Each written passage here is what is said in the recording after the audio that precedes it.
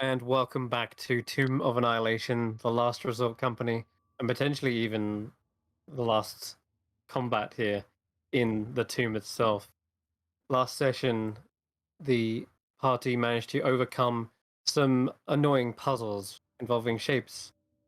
They unlocked the seals on the skeleton gate and finally pushed in to what was an stiflingly hot chamber beyond.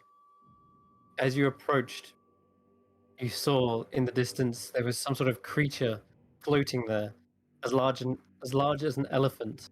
There were crumbling balconies overlooking this lava, and which suspended an enormous crystal cylinder held in place by those adamantine struts. There were wraith-like forms swirling inside that cylinder, and otherworldly screams hanged in the air. Those writhing tentacles that sprouted out from the cylinder's cap seemed to be also one and the same as part of some sort of shriveled monstrosity floated nearby. Its body was wet and malformed, and its arms and legs were atrophied. And as its oversized head looked towards you, dripping with goo, it let out this wail, this scream, and you could see it, even its umbilical cord was like reverberating from the scream. And you could all see a vision in this moment, a Serac in some sort of astral location, another realm beyond realms. He had found this creature and saw within it a new purpose, a renewed life. And after channeling his necromantic magics, he brought the creature back, an undead god. Designed this tomb, this construction to lure adventurers in and feed it. The soulmonger, this was to be this sort of baby bottle to feed its souls so they could grow and be nurtured. And he even left behind some nursemaids to tend to it, the three Stone sisters, whilst he went on his own adventures throughout the rest of the multiverse to design more tombs, perhaps, or other lost entities. And as you kind of come back into the vision, you could see this creature was still wailing, and you could feel your willpower being suppressed, pulled from you. A fierce battle ensued as the hags launched spells from their balconies, and you guys concentrated your fire on the actual soulmonger itself. Ezri sprouted the wings of an angel, flew into combat, and sliced the umbilical cord and shattered the soulmonger in one fell turn. And of course, this creature submerged into the lava and began boiling and sizzling. As soon as that happened, the shattered remains of the soulmonger let loose this whirlwind, this tornado of souls that reached up into the apex of the room. And there's still, I would say, there is still sort of this swirling mist in the air. There's still potentially like souls escaping one by one. The ones perhaps more exhausted than others. But after this, a certain somebody showed up. A black orb expanded to fill a portal-sized hole, and stepping through it was none other than a Serac. His desiccated flesh stretched taut over his face and hands, wielding a staff in hand and a talisman hanging from his neck in the shape of a screaming devil's face. And yeah, he of course began taunting you guys and accusing you of ruining all of his plans, and his voice being hollow and echoed tolled like a bell, and he began casting spells, one of which slowed down the flow of time. He then activated a lock on the skeleton gate. He then encompassed Carrick and Vaughn in some sort of invisible barrier, a wall of force. And whilst Yasin was locked outside, that didn't put him out of combat. He summoned an arcane hand through the eyes of Rufus, which, by the way, now, instead of looking all skeletal from the death curse, looks much more like this. I'm going Perfect. to use this token for now, but I can't imagine a better token for Yasin's arcane hand. So that's what's animated for now. So good. We resume in the midst of this combat. There is a very awkward situation as Sarak is still in the silence, maintained by Vaughn, and Ezri was moments from death before the spirits of the trickster gods bolstered all of you except Igni. And they seem to have rallied, giving this kind of motivational speech. And you could hear the cries of vengeance coming from Bontu as all of the spirits are using their last ounce of energy to fight back against this tyrant. So, beginning with, I think, was it Yasin? You had just think so, plunged the Eye of Zaltek into Revire's clone, resurrecting them. What was that your action to do that? I think it was. That was Wasn't my it? action. Yeah, it's a Okay. stab. All So right. I'm Cool. gonna have my bonus Stab action action. kick things off. Yeah. So no sign of the ethereal hag.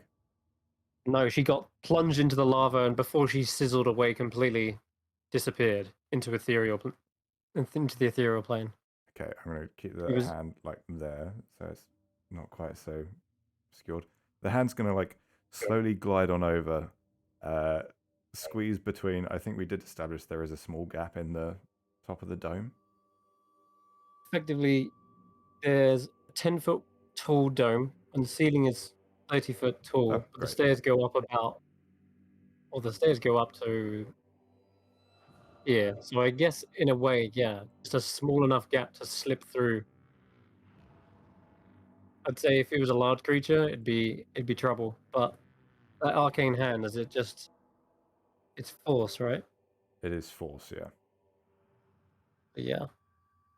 So Hmm. I'm gonna kick this off with a grapple attempt. Okay. Yeah. He has to make a contested Grapple. strength check against. He's making it a disadvantage because he's a medium creature, and he is not great. Looking a bit at 15. 15. Understood. Right. He turns, sees this coming, and grins wickedly. He's going to try and break free of it. Let's use his dex. Yeah. No point using his strength. You can see he's not the strongest with his withered flesh. So we'll use that. Oh, where is it? Okay. Not going to work.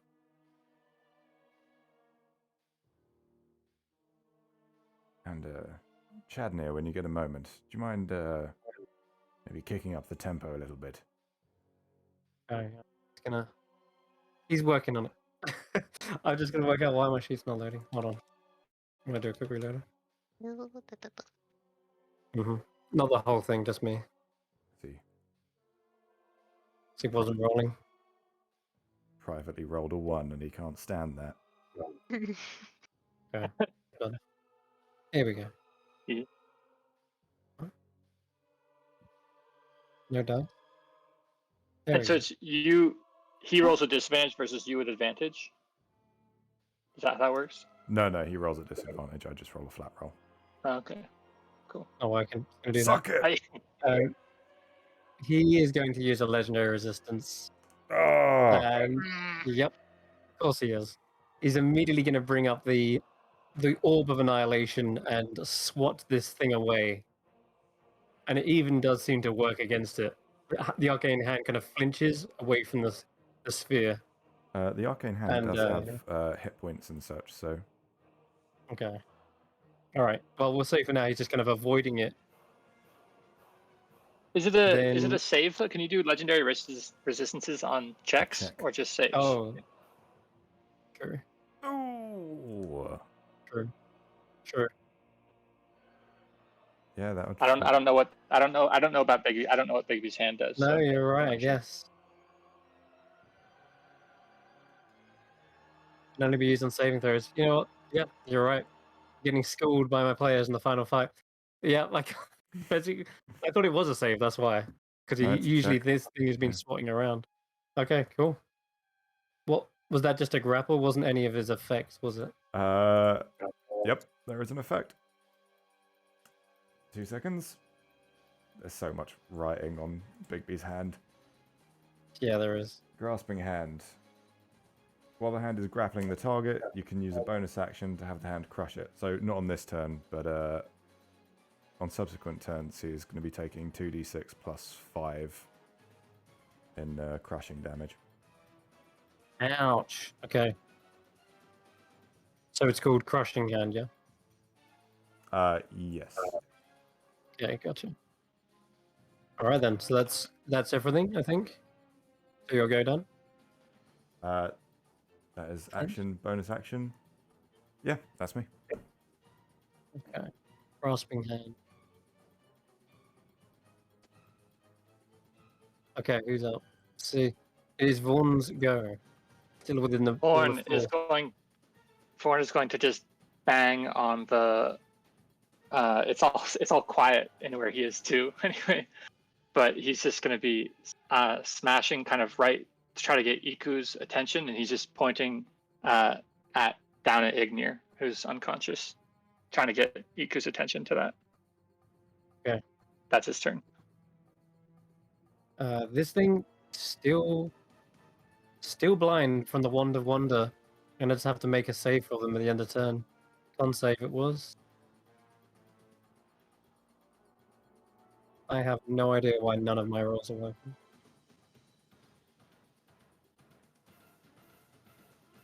I'm gonna try this.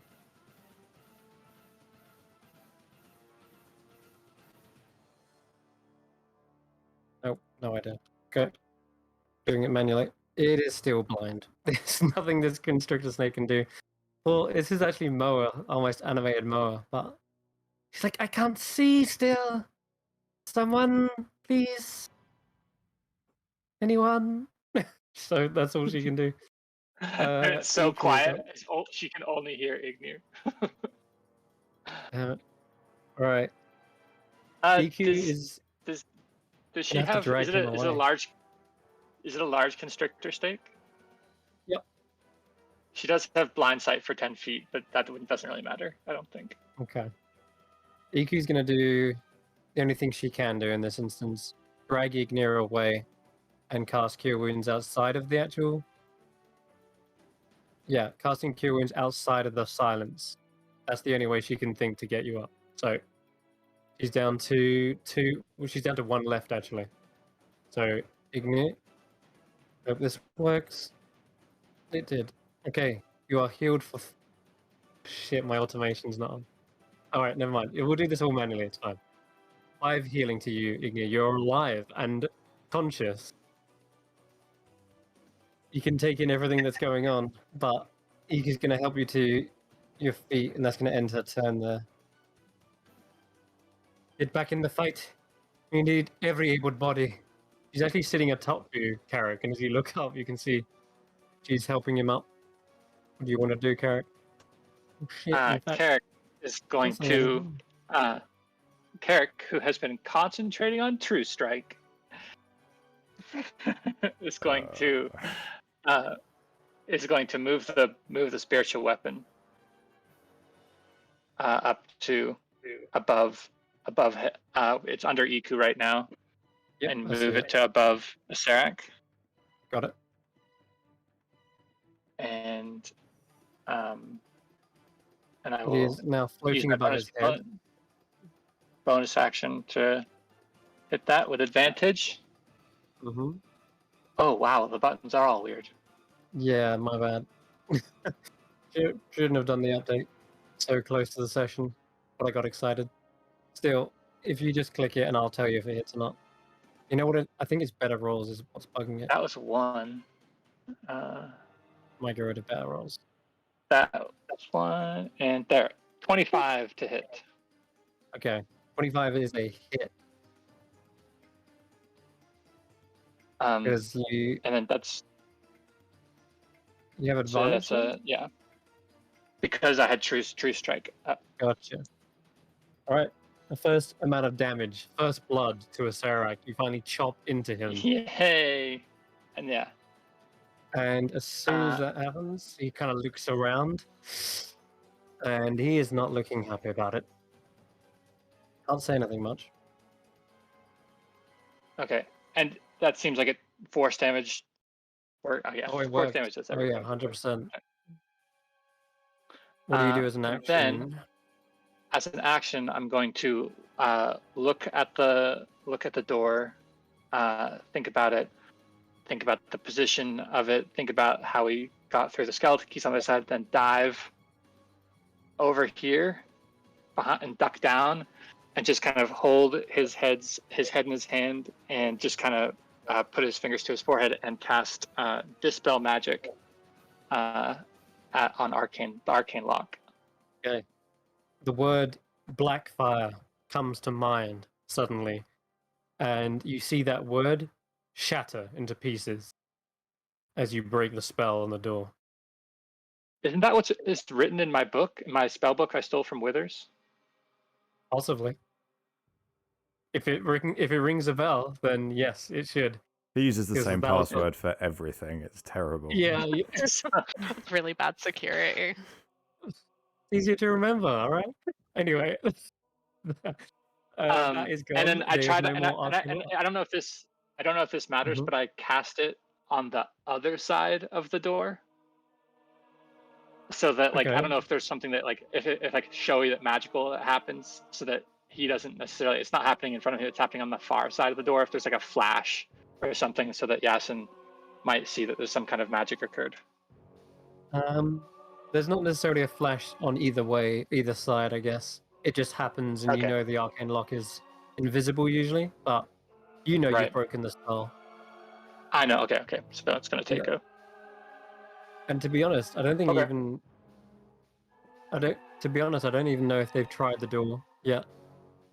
They saw it shut, and they saw Serac, cast a spell as he did. But yeah. Anyway, that's where you'll go, isn't Cool. That's my turn. it? Take Okay. turn. Serac has had enough of your nonsense. This is clearly getting out of arcane hand. So he's going to begin. Wow. Oh, psychic damage. He begins swirling his stuff. Oh no, it'll be necrotic this time. He swirls his stuff in the air, spinning and twirling it, and it kind of hovers. All of you in a 20-foot radius start feeling a chill down your spine. That chill enters into your lungs and begins sapping you of your breath. He is using a legendary action, all three of them in fact, to cast Disrupt Life. I need Ezri, Mhm. Vaughn, Ignir, and Iku to roll me Constitution saving throws. I don't suppose that has any verbal components, does it? No, it is a legendary action. He seems to be activating this innately, not a spell. Oh, you were alive, Ignir.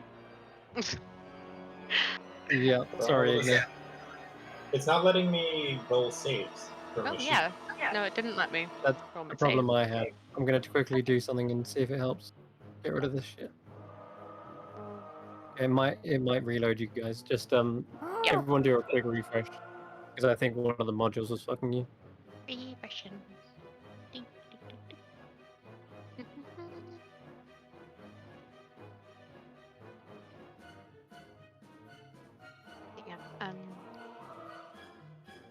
Okay, now try. Ignir on. Oh, are they in Oh, range? yeah. Get my aura? No. I don't think 10 so. feet. No. Shit. I mean, it only has to do 5 damage to knock him out. So True. I'm still. Yeah, I mean, I don't even think it literally doesn't matter what I roll, but also it's still reloading, so I'm unconscious now. You will be, I'm afraid. Its minimum damage will probably knock you out. Unless we just check if it saves half. It does, yeah. Oh, it's still going to be enough. Minimum damage is ridiculous. So, as he kind of breathes in, you can only imagine what taunting words he would say. I think, in fact, Vaughn needs to roll a concentration check for this. Maybe this is his master plan after all.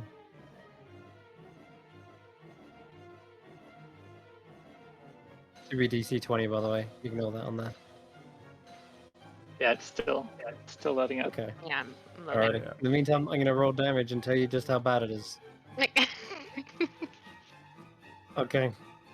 The necrotic energy doesn't seem to let like doesn't seem to get worse. Doesn't seem to get any better. It just gets worse and worse. And as you feel your flesh decaying, your breath being stolen, you can see years of your life being drained away.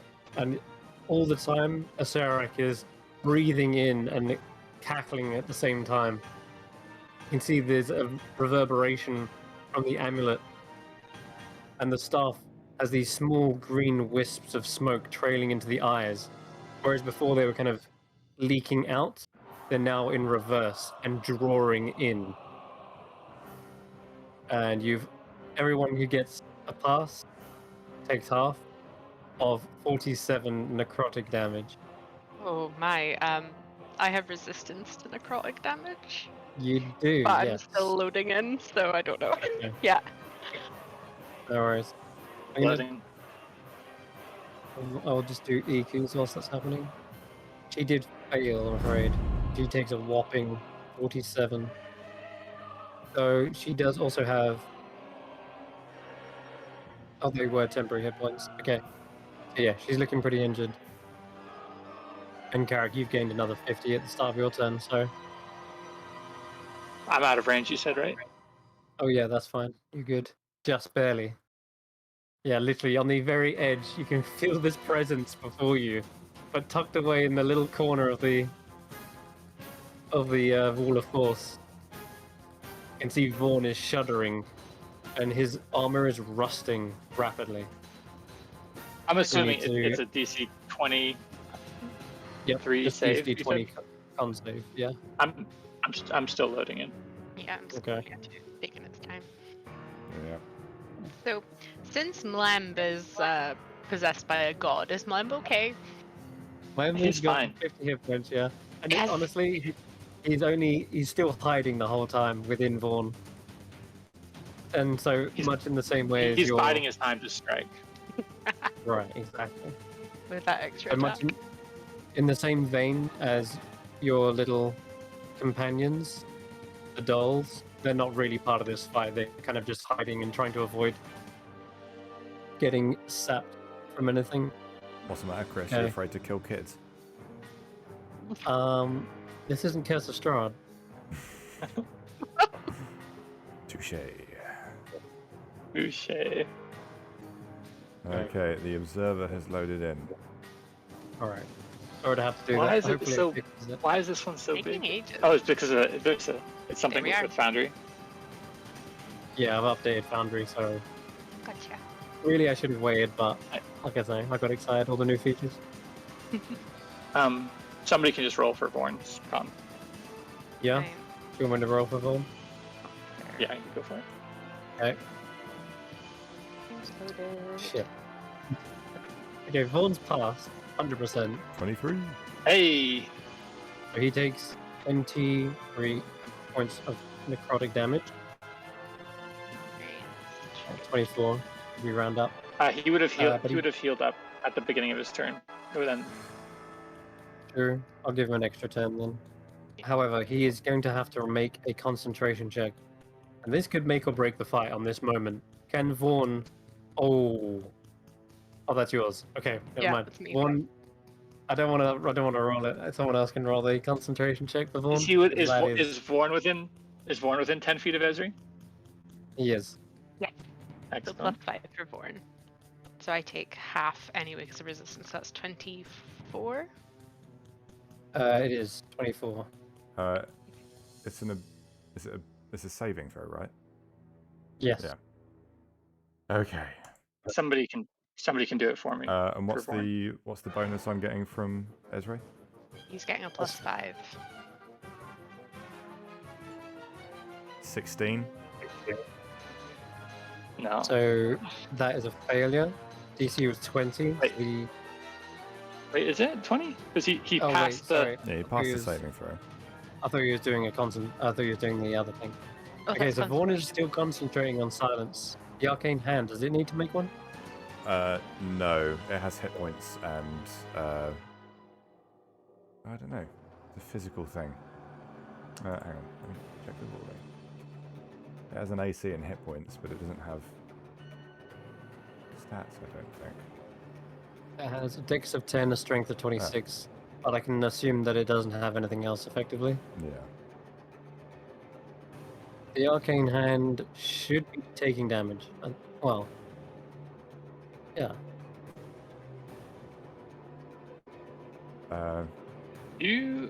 I feel How like does it roll a Constitution saving throw? How do you kill that which has no life? No life. Yeah. That's the quick question. Objects are immune to poison and physical damage. Yeah, that doesn't help. And like, if you extrapolate that necrotic damage is sort of the energy of death, this thing isn't really alive. Right, but nor is Vaughn. Necrotic damage Yeah. can still rust and decay things. I think it can. I think it can take damage. Okay. There's nothing to say that it's immune to necrotic, right? So So should I if- use my like my con spirit, like save? my spiritual weapon isn't really there. My spiritual weapon doesn't take damage, but Bigby's hand does. Right. Because it says the hand is an object with AC 20 and hit points Yeah. equal to your hit point maximum. So I'm going to say Got just hit roll a points. flat d20. You're going to have to get something like a 15. 12. Okay. So the hand does take 47 necrotic damage. Oof, rough. It has Okay. How much should it have? 50. 50. So it is down to 3 hit points. Jesus. Okay. Let's Did it- give it HP. Did it manage to grapple last round? It did, Yeah. yeah. Yeah. It is. It's grappled. Just checking. On 3 HP. There we go. Hey, I'm back in. Hey. Okay, welcome back. Okay, I think that fixed the rolls. I'm just gonna do an intelligence check on rolls. So yeah, no, it works. It's all good. Okay, then after that, no one else is concentrating, are they? Ezri and EQ, no. Mm-mm. Nope. I think we're good. All right, that's at the end of your turn there, Carrick. It is Aginana's go. Jesus. All right. Hovering up.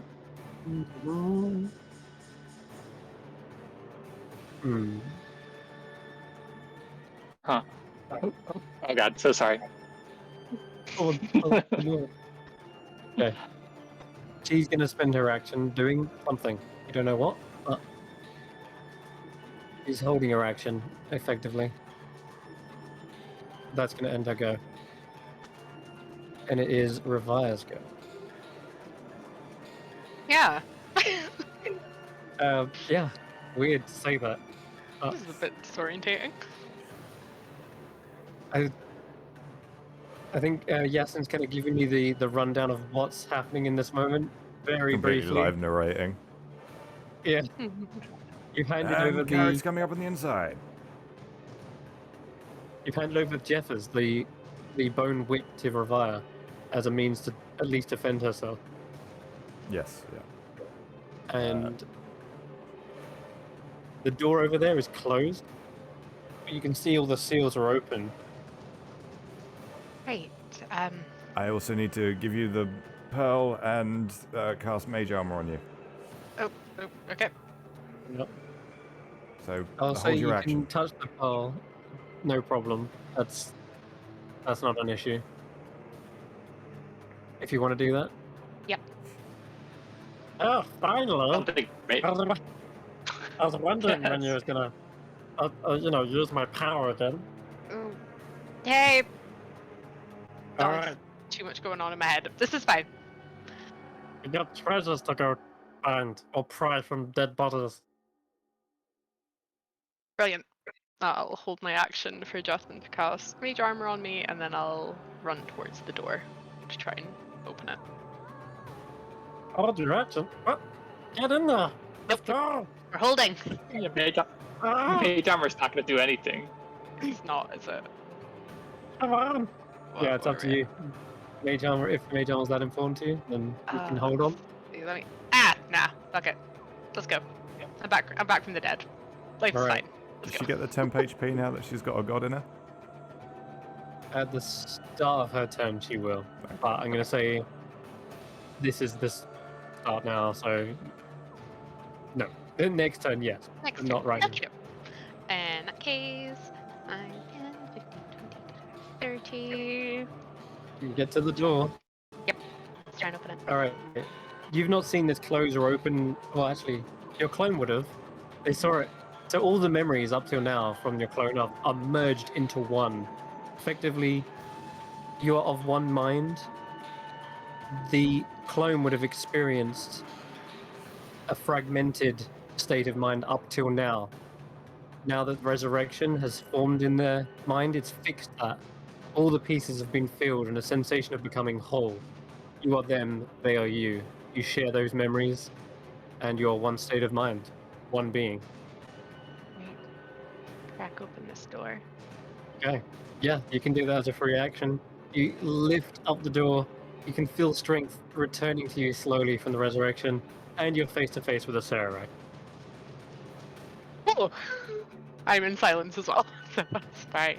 Yes, you are. You immediately hear. Well, you can sense that when the door slams into the roof, it doesn't make a single sound. Attack. You can also Okay. attack from 10 feet away with the whip. Attack him. Attack. Yeah, you, I would like to take a step back. But I Okay. guess I would have done this the way. he's not using his reaction, so don't worry about it. Cool. He ain't Since using it. he's, since he's Well, Just- grappled, just- I... Does he? Okay, he's grappled. Did he have to take a concentration check after that 22 spiritual weapon Correct. damage? Yeah, you would. I That's what I was mean, trying to I do, feel by the like way, Chris- but I couldn't roll my saves because of that annoying module. We fixed that now, and I rolled a 14, so it is a That's- save. Yeah, just half, so he needs 11. That's 12. Big boy. Okay. So That's gonna. So you want to whip him? Go ahead. he's Roll an grappled. attack with Jeff. He's Grapple grappled doesn't by give the him hand? advantage. Yeah, but it's not going to give you advantage. I don't know, that's prone or something. Okay, cool. Yeah. That's cool. That's cool. Cool. You are flanking. At the very least, you're flanking. And I have a -4 to this. Go, Jeffers, do. go. No minus. Wait, minus 4? No minuses. We've Oh, no, yeah, we've no minus. vetoed that. That's it. Yeah, we've Sorry. vetoed that. There's a lot That's all going good. on. That's fine. Okay. Okay, go ahead. Give it your all. Go, Jeffers, go. Attack. Yeah, you'll need to click that. 20. 20 would be a miss, but Esri raises herself up after the necrotic magic had reeked through her body. She's holding on enough to perhaps keep Asarak distracted, and it whips into his back for 20. No, wait, how much damage? Oh, you get a roll damage, yeah. For you 10 go. damage. 10 But- damage. Because of Oh, Dread that's sneak attack. Ambusher on my first go. Oh, sneak attack! I'm a rogue now! Oh my god, I'm sorry, there's so much going on. Dear god. Nine Schnick. says, "Go for the spine!" And yeah, it guides your strike to do an extra 2 points. Great. Ta-ta. My You still get 2 more attacks, right? yeah, 3 more, isn't it? yeah. Dread Ambusher? It- You get Dread Ambusher Oh, on the yes. first turn Your on first my turn of- first go of combat, so Oh lord, here we go. let's go, Jeff. Yeah. 22 That's a hit. Solid hit this time. for 10. Another 10, okay. Crack. It is whipping on his back. 19. 19 would be again a miss, but thanks to flanking. oh, Come on, Yeah, Ez. You and Ez, both your characters. This is crazy. 14. plus 1d8 Nice. on the Dread Ambusher. Great Plus ambush, 1d8, yeah. Yep, plus 1d8. I have so much shit. That's an 8. Nice. And Nice. less attack. Lord almighty, I need to get the hell out of here. That's 12, that misses. So that was... 12 is a bit, I'm afraid, yeah. That's a miss, that's fine. 8, so that's 22... Oh, I've done the 30. damage already. Okay, That's, cool. 3 concentration checks as well. There it is. Don't worry, I got this. 44 damage? Damn. Yeah, we're good. We're good. Yeah, no problem. Oh god, 32. Seems his mind is far too strong to break But whipping him is at least perhaps giving a taste of his own medicine, having forced all the slaves of Omu to build his tomb. He no doubt inflicted the same punishment on them. Okay. That is going to be your turn, I think. I can see Iku from Yes. here. She's standing atop the dome. Just gonna give her a wave. She's like, what? What? She's rolling a con save. No, I'm just waving at her. Okay, hold on. Okay, good. She doesn't faint and slip into the lava. She's like, what? Ravaya? Wait, is that the clone? You gave the clone a whip? Can't hear her. I thought she was scrawny and frail. She can't hear you. It's silence. God damn it! All right, that's gonna end your go. You'll go again, I guess. Ezra. Oh, yeah. This is not right. Okay. Smite. Let's go. Okay, so attack with Colin. 18. That's a fish darn hit. Fish darn hit. Cool. Wait, I'd like wait, is this. it? Wait, hold on. Sorry, it's just barely a miss, is what I meant to say. Cool. God damn. If it was a 19, then yeah. No. No. That's right. No. Does manage to block it somehow with his staff raised up. He's also kind of parrying the blows with the orb of annihilation. You're kind of having to weave and duck underneath it and get to him at the same time. Not to mention, when you finally do get a hit through, it seems like there is this magical sheen over his flesh. He's, of course, got mage armor on as well. Yeah, fuck him. That's Yeah. me. That's Okay, us that right is done. you. Alright. Ignir. I mean, am Oh I, yeah, you're unconscious. Shit. am I You making need to death? make a death save.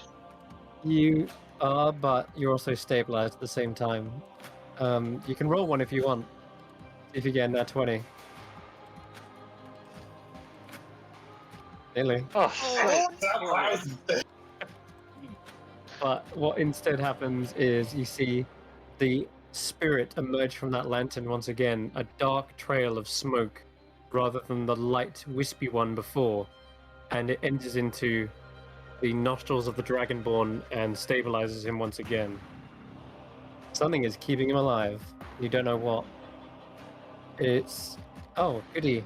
My turn, finally.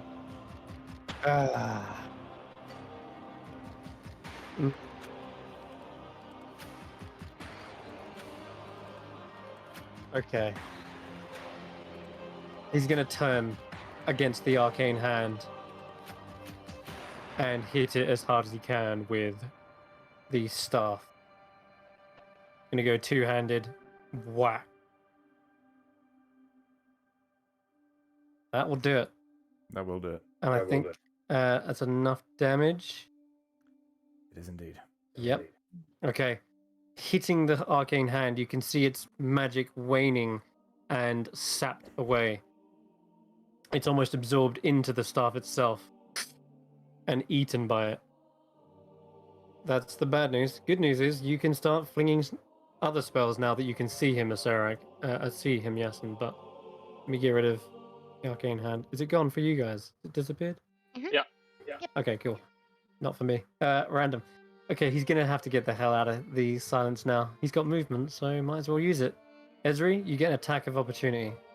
As Okay. does a fire. So does Ravaya. Not yet.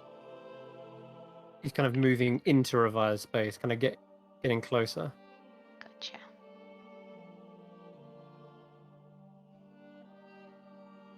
That's a nice Hey. hit.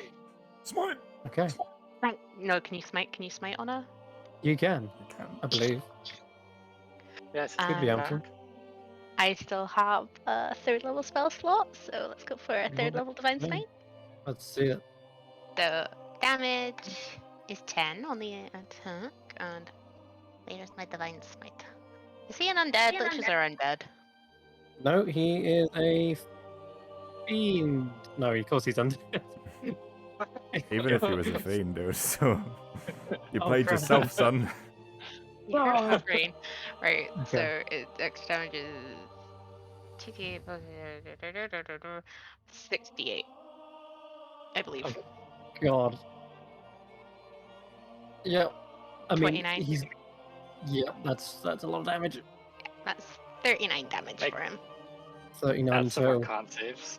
Crack! You can see he takes the blow, but he doesn't seem to be worried about it. He seems to be desperate to just get out of the silence spell. And yeah, he sees that as a worthy trade. And as he gets to here, Ravia, you can see he starts to encircle you and trying to avoid your strike.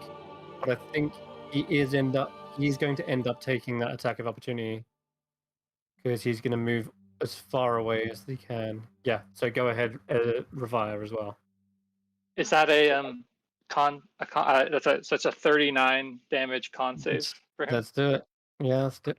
Oh, I meant to do Yeah. just normal. Damn So it. either way, it's an 18. Yeah, he does it. Okay, Ravia, give it a crack at the whip. 5. Another hit. Do I need to say before if I want to expend anything on the whip, or The whip is.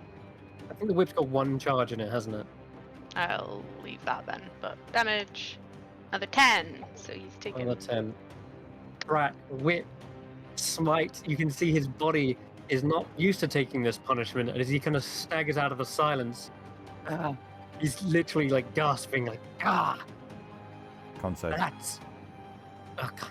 Okay. Other cons. He's going to fail on a 1 at some point, but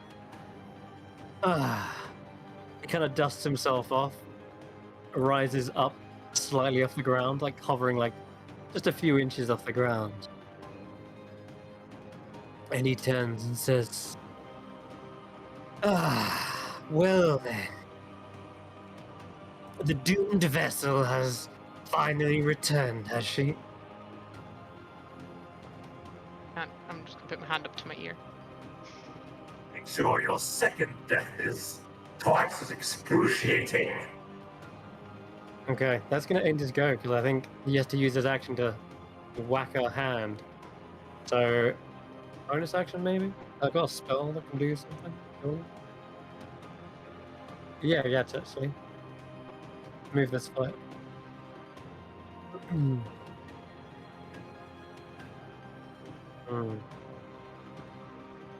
30. We can get up there. Yep. He's going to use his bonus action to Misty Step. And he's going to just simply go up onto the balcony over here, onto the gallery around the Stone Sisters lair. And he's gone as far as he can now, I think. Yep, that's everything. It is Rufus's go. Rufus is just going to maneuver ever so slightly so that he's got line of sight on Arslan. Yasin. Yasin is going to dart up here, break line of sight, and then cast Bigby's hand again. Is he really? Yes. Okay. Yeah, we don't want that. He can hear the somatic components being spoke. And he says... Oh, wait, he can counterspell this, I believe. Because it doesn't require line of sight. Yeah. Yep, doesn't require it. And, yeah, he says... You may try to shackle the living with that, but the dead will walk free. And he is going to counterspell Yasin with... let's just check the level of Arcane Hand. 5th. He knows it, of course. 5th, he's going to use a 5th.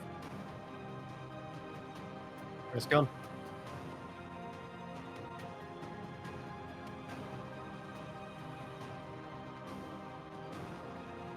Does you have anything in response to it? Oh yeah, I'm going to counterspell his counterspell. Fuck him. Go. Bigby's hand. Are you counterspelling at 5th level? I will counterspell at 4th because that's all I got. You will need to make a check DC 15. Is that an... Is that an Arcana? It's a That says intelligence check. Intelligence check. Okay. Oh, and I'm rolling at disadvantage because of exhaustion. Hmm. Onto says, "You've got this. Don't let his words sway you now." No! No! Alright, that is, I'm afraid, a failure. So close. But, yeah, you can hear him cackling away in the corner. Your body wanes. If this exhaustion is but the herald of your salvation, free yourself from this mortal coil. For your body is merely a cocoon. Alright. Let us go around to Vaughn. Unless you got anything as a bonus, Yasin. No, I do not. Okay. Vaughn is up. Born Still heals stuck in 10 there. hit points. Okay. Okay. And just gets ready. Okay, Yeah. He'll hold his action if it were to drop, he'll just run in the direction of a Serac. got it. Giant Constrictor Snake is, again, it's been holding its action to bite anything for like the last 5 turns. They can't see anything, so they're just holding a bite once again. And I'm then sorry a to be con save rules at the end. lawyery, but Counterspell does actually require line of sight. Really? Yeah, it requires one reaction which you take when a creature you can see is casting a spell. Oh, no, sorry. Good job he's got. That's, Good job he's got True Sight then. I just checked D and... Sorry, that's, the internet is wrong. My bad. Yeah, the internet's wrong. Cool. As you... I can hear that sound. You speaking is enough for him to, I guess, get it away. But yeah. And the spell's description doesn't say anything about having sight, does it? Yeah. Nope. Okay. Something. It seems he's even teaching you a thing or two about spells in this last moment. Okay. Let's roll a con save for the Constrictor Snake. Wait, did that just pass? Finally? Yes! Yes! I think it did. Can't It remember only the needs to seat pass save, but I feel like it's long enough. 15 or something. Alright. Ignir, what's your Yeah, wand it's 15. DC? Yeah. 15. It is. Okay. No, Finally. I can see. Ah. Right. I'm ready. Shall we vanquish these foes? Yes. Iku says, get ready. I think that witch is going to be back anytime now. Karak, are you okay in there? She like looks down at the. It's just Caracas again, just like pointing to Ignir. All right. I'll get him up again. Ignite, you are cured with her last cure wounds. That is gonna do it for her. 1 second.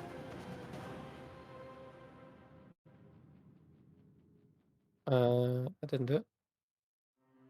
1d8 plus 5. There you go. Ignite, you're back up on 7.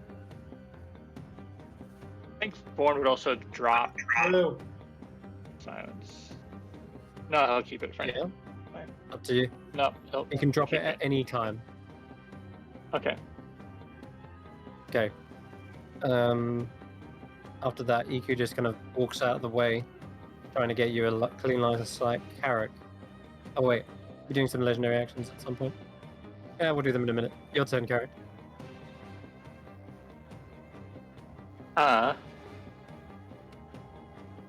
Okay. Carrick will 1, 2, 3. Kind of see what's going on here. Screw it. I will cast this silence. I'll see the counter spell go off on Yasin's Bigby's hand, and I'll cast silence in there. 60-foot range, I think. 120-foot range. Yeah, so I'll put it right on him. So a second.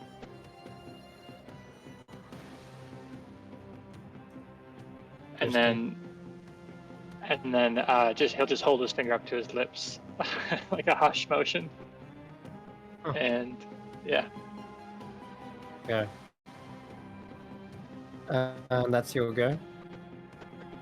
And then bonus action, I'll try to move. I'll move the spiritual weapon 20 feet towards him, but it's not going to make it all the way. Okay. All right. Let's see what we can do.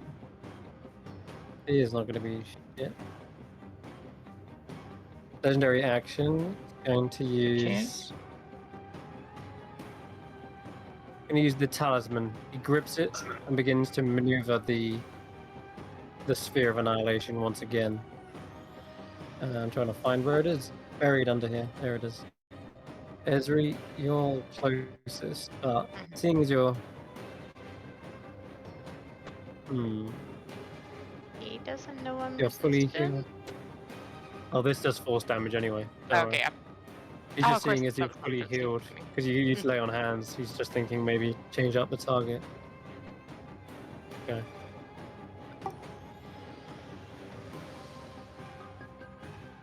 Look where we go with this. We can go up to 90 foot. 60 foot, okay. Yep, we can see you, Yasin.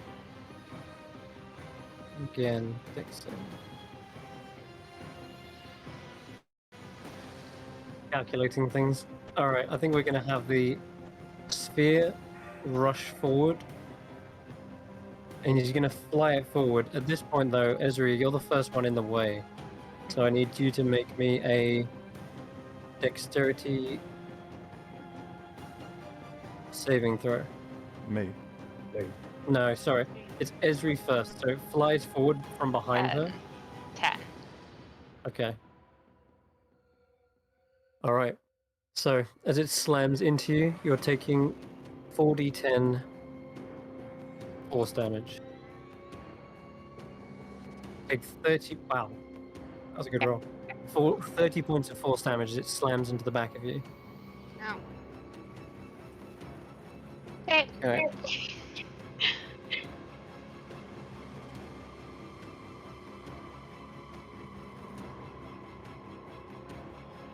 Interesting. And the way I'm reading this, you can use an action to just levitate the sphere in one direction of your choice up to a number of feet equal to 5 times his intelligence modifier, which is 5 times 5 is 25. So we can actually move it through here and into Revive space as well. They also need to make a dexterity saving throw. She's within. Is she within 10 feet of Ezri? Not quite. Not quite, no. Go Dex, go. That's a success. Okay. You don't take any damage as you manage to see it coming first, what it does to Ezri, and then quickly duck out of the way. And it ends up landing right behind you. Right there. Okay. That's going to end his legendary action. It is Aggie now. Okay. So her herald action goes off. She appears. She was right behind EQ a moment ago. But someone else has the held action here. And it's got a 10-foot reach. So you can see the snake suddenly leap up. There she is! I see her! And it's going to immediately snap her jaws towards it. It's going to be a 9. Ooh, just I'm afraid misses. And she quickly swats away the snake and looks down towards you, Carrick. I don't think she Can't can really get do to me much. because I'm in a dome. She's up above you on the dome. Oh, okay. She's casting Yeah. a spell. Then. Yeah, she's on top of you. Bring it. I shall deal with the master. Don't worry. This one seems to be very persistent. She's gonna Maybe just claw Ignir, keep him down. Yeah, it's horrible, but she's gonna do it. 25 to hit. That's gonna do it. 6 points of damage. What? Only 6? Oh my god, are you left on 1? I rolled double ones! I rolled Yes, double I ones!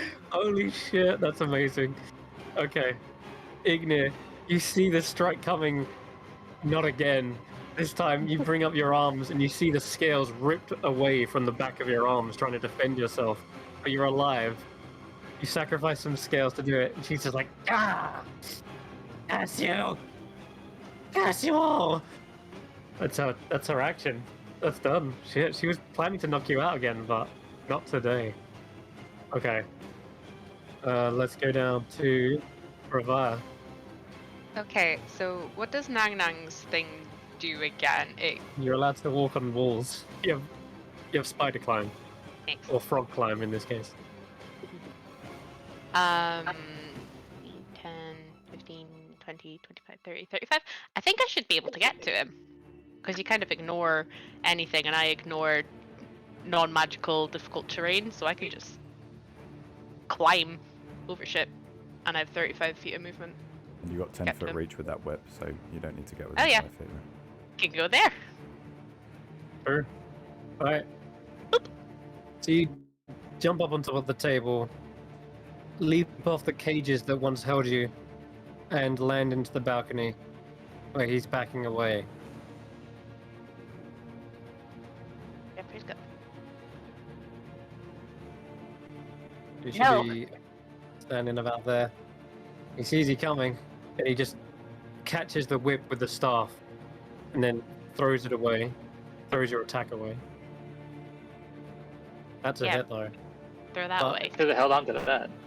As such, with whips, they have this crack on the way back. So as you withdraw the whip, it snaps and clips him across the face. Go ahead. 12. Alright. Another one? Yeah. That splits his cheek open, where his dried looking flesh was. It's now just this open jaw. Oh, sneak attack. Oh, man. Have you got sneak? You can't... Oh, no, I don't. No, I don't. Yeah. I got excited. I'm the wrong type of rogue for that. You get another hit. Oh, right? Ezri's go. Yeah. Oh. Ignir. Still him.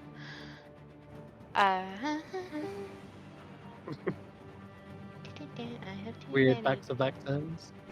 Yeah. Ugh. Too much brain power. Okay. Have 10 hit points, Ignir.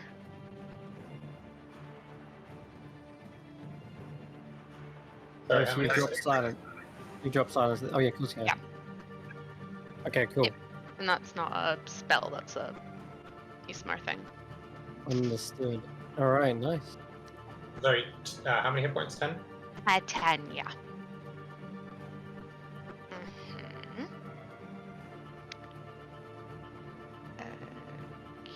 Okay. Give me 2 seconds. Sorry, there's too many things going on in my brain at the moment. Okay. How far can you go? You can go. 8, 9. Of your wings? No. They only last a minute and I dropped because I died. I'm gonna need to just head towards the bottom of these kind of steps here. Yeah, what's that called? Your Radiant Souls, the wing thing, and Healing Hands is the ASMR thing. Yeah, that's it. But I dropped to. Yeah, it doesn't say if you lose it or not when you go unconscious. So you still have it. But I don't know how much longer for. Yeah, probably not. Yeah. If so, that means that attack of opportunity hit would have another 10 damage on it. That's true. Yep. Is it once during each of your turns? Yeah, once during each turn. It's not on every hit.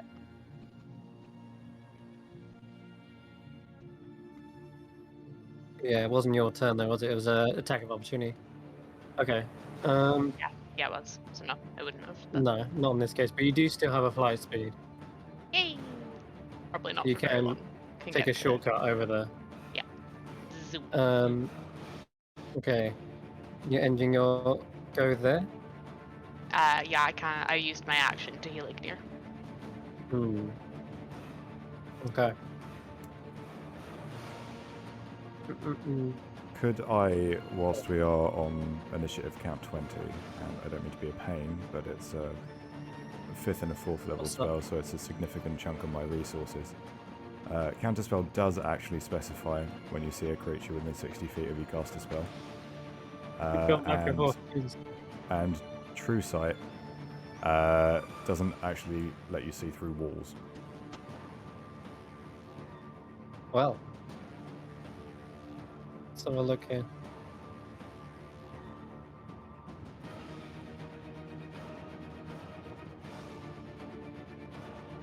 That's so strange because it says you just interrupt a creature in the process of casting a spell. It doesn't say anything about range. having this. The casting, the thing on the bottom, The casting time? asterisk. Yeah, the casting time, a reaction, which you. Hang on, I can take a picture of D&D Beyond. Which you take when you see a creature within 60 feet of you casting a spell. And... All right. No, you're right in this case. I'm willing to admit when I'm wrong. That is something I had not realized before. Okay. So that would mean Big B is up. Big B is up.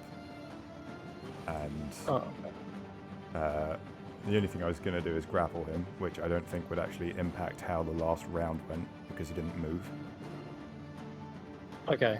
And he'd still be able to cast Yeah, spells go and with such that. as normal. Yeah. Okay, 1 second. Let me grab your arcane hand again and find it. Trust me. There we go. There we go. Found it. So let me One. just change its size. All right. Where do you want to put it? Thank you. Right next to him, and as part of the bonus action used to cast it, I can make a grapple attempt. I was wrong, by the way, last time. He doesn't have disadvantage. I have advantage, but same difference. Okay. All right. It's all right. D&D is full of Yes. making it's my mistakes.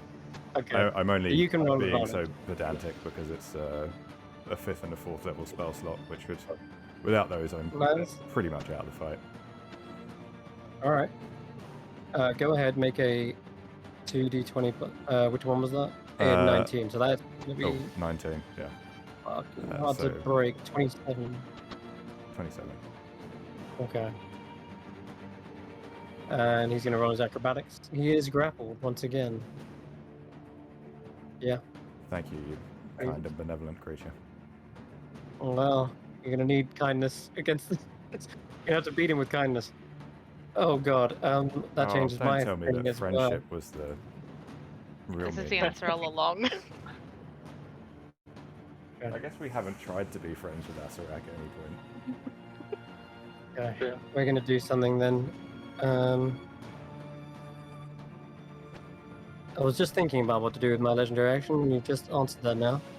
So it's not immune to any conditions, is it? But it is an object. Never mind. I just gotta smack it then. Okay. Yeah, we're gonna smack it. That'll be my legendary action. Yes, It's basically gonna 20 be- and 50 hit points. Alright.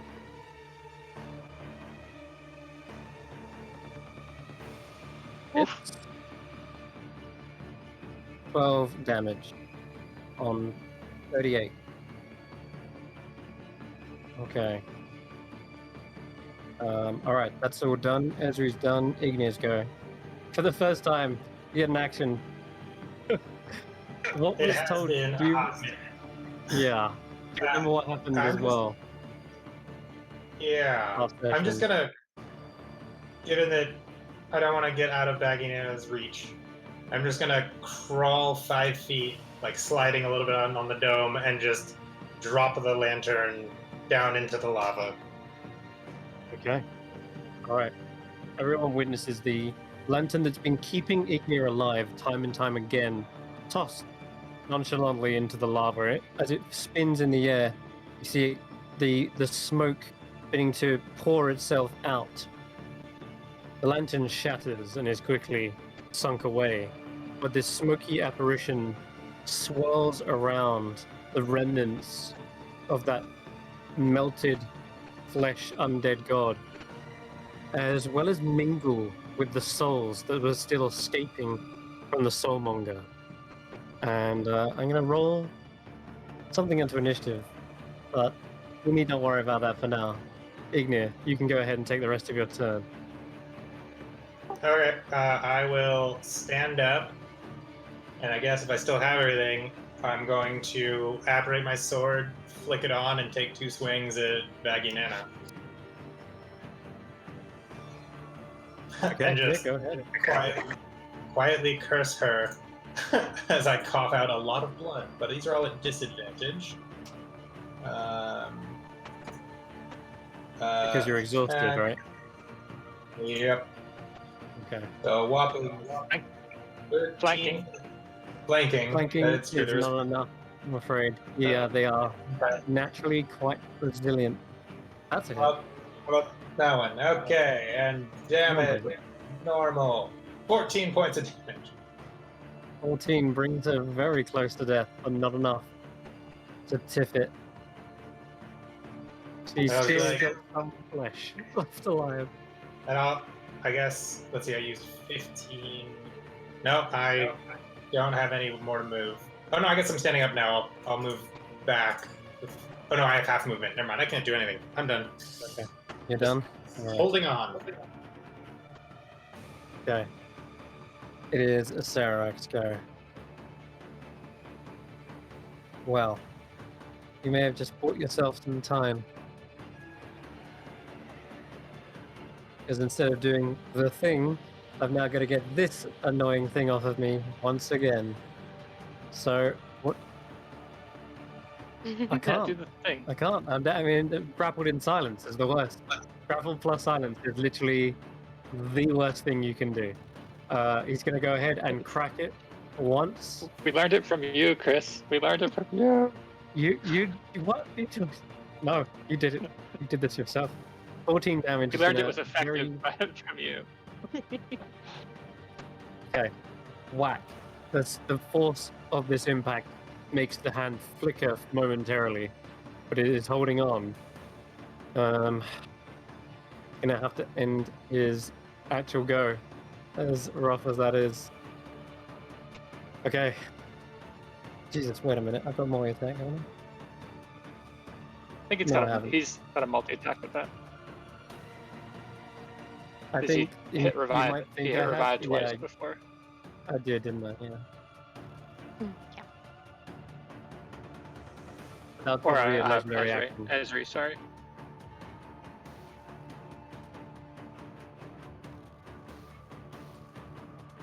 No, I was using legendary actions. That's what I was doing. Okay. That's it. Rufus.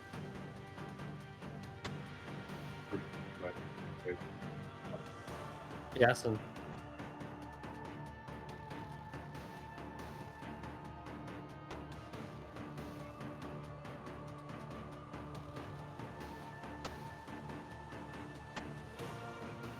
Oh god, I need to turn that up as well.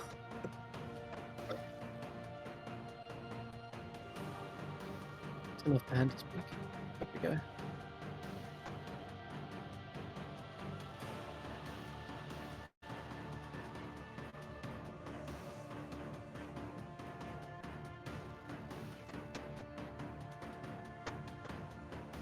Yeah. Okay, that one he is going to counter spell. Okay, and yep, he'll do so with not a 5th level this time, but still, he is going to try and counter it. You want to try and counter his counter?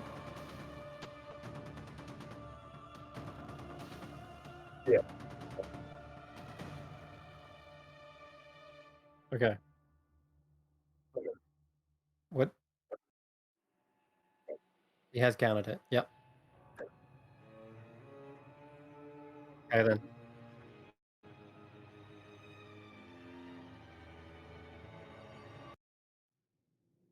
Crushing damage. 13. Oops. 12. There we go. At this point, yes, and witnessing his body being crushed, you can almost certainly imagine his bones snapping, but it is a silent grip. And he is struggling to get away, and it looks like he's looking around backwards to the door. And his face is just beset with fury and anger. But yeah, you can see he's looking a bit rough at this point. Okay. Yeah. It's right on top of that sphere. Okay, Vaughn.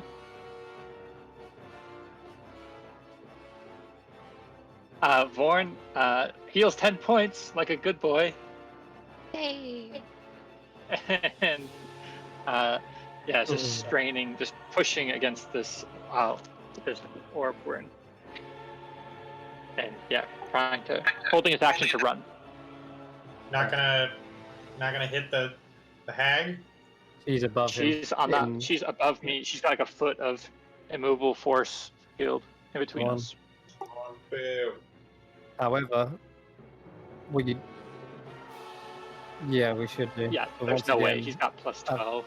plus 12 is going to make any DC 10s. Yeah. Yeah. And one more for the crush. Yeah. Okay. One quick moment later, though, as you're trying to get away from Baggy Nana, EQ is commanding the giant constrictor snake, aka Moa, to wrap around her, constricting her and restraining her. I have her! Strike her down! Okay, he's grappled and restrained and being slightly crushed, but not enough to kill her. EQ, on the other hand, is going to seize that opportunity, bring around the Staff of Striking, and use potentially the last charge in it to hit as hard as she can with advantage. And let's see. I think she's got. They recharge on a long rest?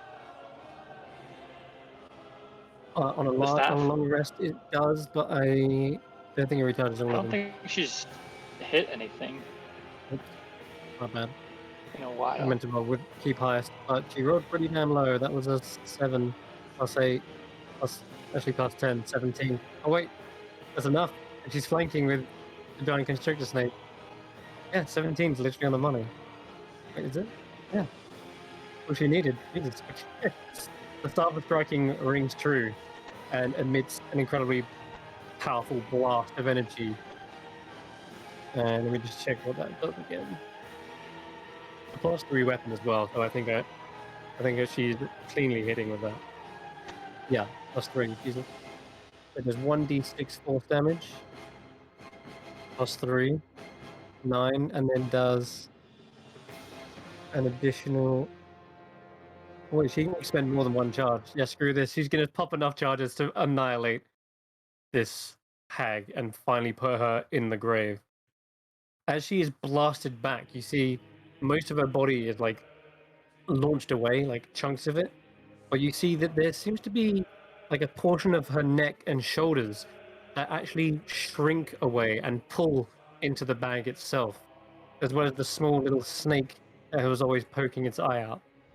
And the bag lands onto the wall of force with a thud, like there's actually a head inside there still. And you can hear hissing, and you can see there's like a movement to the bag itself. That's going to be her action, though. And why is it still wriggling? Ugh. Carrick, it's your go. Is she still alive? She is For the most part, pretty dead. You can see only a bag moving around. It might be the animals she kept in there. You're not sure. You know, the little cute dog that lured Revira, That Yeah, dog. that terrier. all There right, was I'll also a just cockatrice with as it. well. But is it still? She's still restrained by the snake. She's probably not because her body is like destroyed at this point. But the bag is an object. It's on the ground. It kind of fell through the hoops of this giant constricted snake. Is it going to cost me an action to roll a medicine check or an arcana check to know if she's like a threat still, or? You really can't tell what it is because, as you've noticed before, the weird magic acts in strange ways. You tried to decipher the clone spell earlier, and it was still something odd about it. It wasn't a normal clone spell. Even their spell casting is not really identifiable unless you can actually see it again and again, like you saw with them casting lightning bolt. You kind of got used to the patterns, but just at first glance, you're not going to know what this is or what's happening. Right. But you saw Okay, chunks of her literally land in the lava, so yeah. Okay. Cool. Creepy. I will. Yeah. The spiritual weapon never got moved that 20 feet. I still don't think it's going to be in range of the Sarek, but. Did you want to move on your turn? Yeah. I'd ask to move it because I don't have control of the movement. Okay, sure. So move and so I don't think it's going to make it to him. Goes another 20 feet. 5, 10, 15, 20, and then 5, 10, 15, 20. I can make a diagonal movement here. Actually, kind of think it can. Okay, as long as you're okay with that. And it was here, right? Hovering above him. Yeah. It was. Oh, it was yeah, here above him, hovering above him. Okay, hold on. And so I've basically 40 feet of movement to. No, that's just out of just reach. out then. Cool. I'll have it there. Okay. I will. That was my bonus action to move that. I will. Okay. I'm going to. Just it's been so effective every time. I'm going to. I've seen that I've again seen that the counter spell has already gone off. Yes. And I'm going to.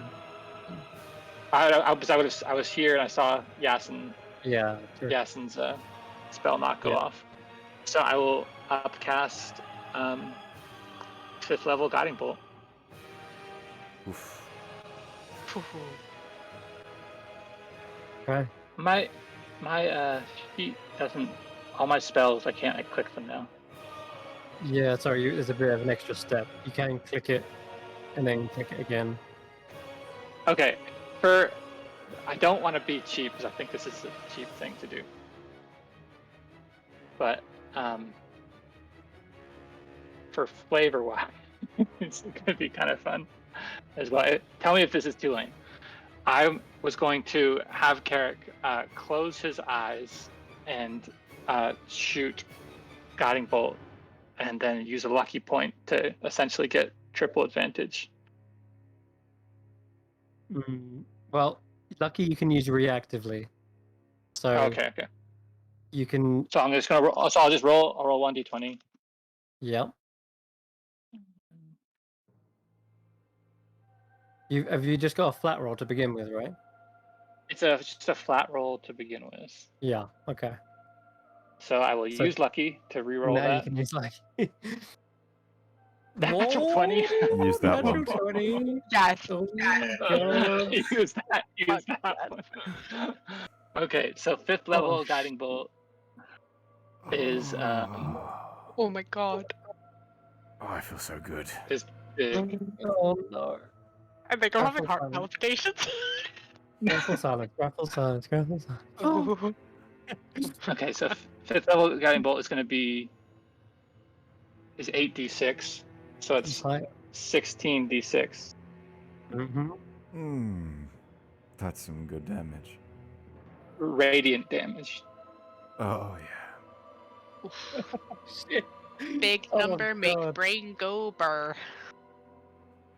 Oh my god, that was an incredibly good shot. You see that he's turned his head round to look at the door, and as he turns it back, his eyes go wide.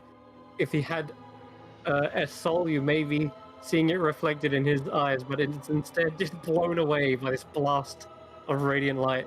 It shears away his flesh, and even his hat is like disintegrated in light. Yeah, he's like weird And kind I'll- of skull thing. Duck back out of sight. God, That's my turn. Concentration. that was check. good. Rodents and monsters. Yeah, concentration check. Check. Alright, that one might do it. Let's see.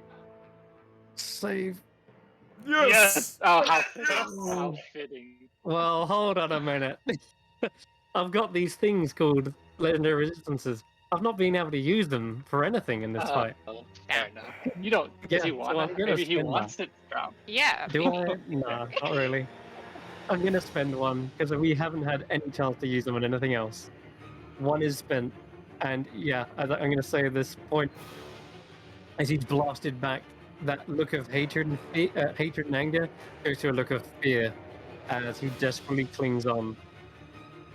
That Born is- sees like the dome force field just like flicker a bit and then just is almost free. just a moment, it flickers, and then Nasarak slams his staff back into the ground, kind of trying to steady himself. And you see he's not even hovering anymore. He's like, he's kind of like bent over, hand up against the wall, staff slammed into the ground, trying to hold it on. All right, that's going to end your go, isn't it, Garrick? I'll take that as a go. It's pretty good. Okay. Lucky. He's going to spend an action, legendary action, to slam this hand once again. Natural 20s himself. Jesus. Goodbye, hand. 44 points of Yeah. damage. That'll do it. He's Get done, desperate. kid. He whacks it so hard that you see it explode backwards, flying across the room, and then it kind of expands into this greenish smoke, almost like it got absorbed into the cauldron.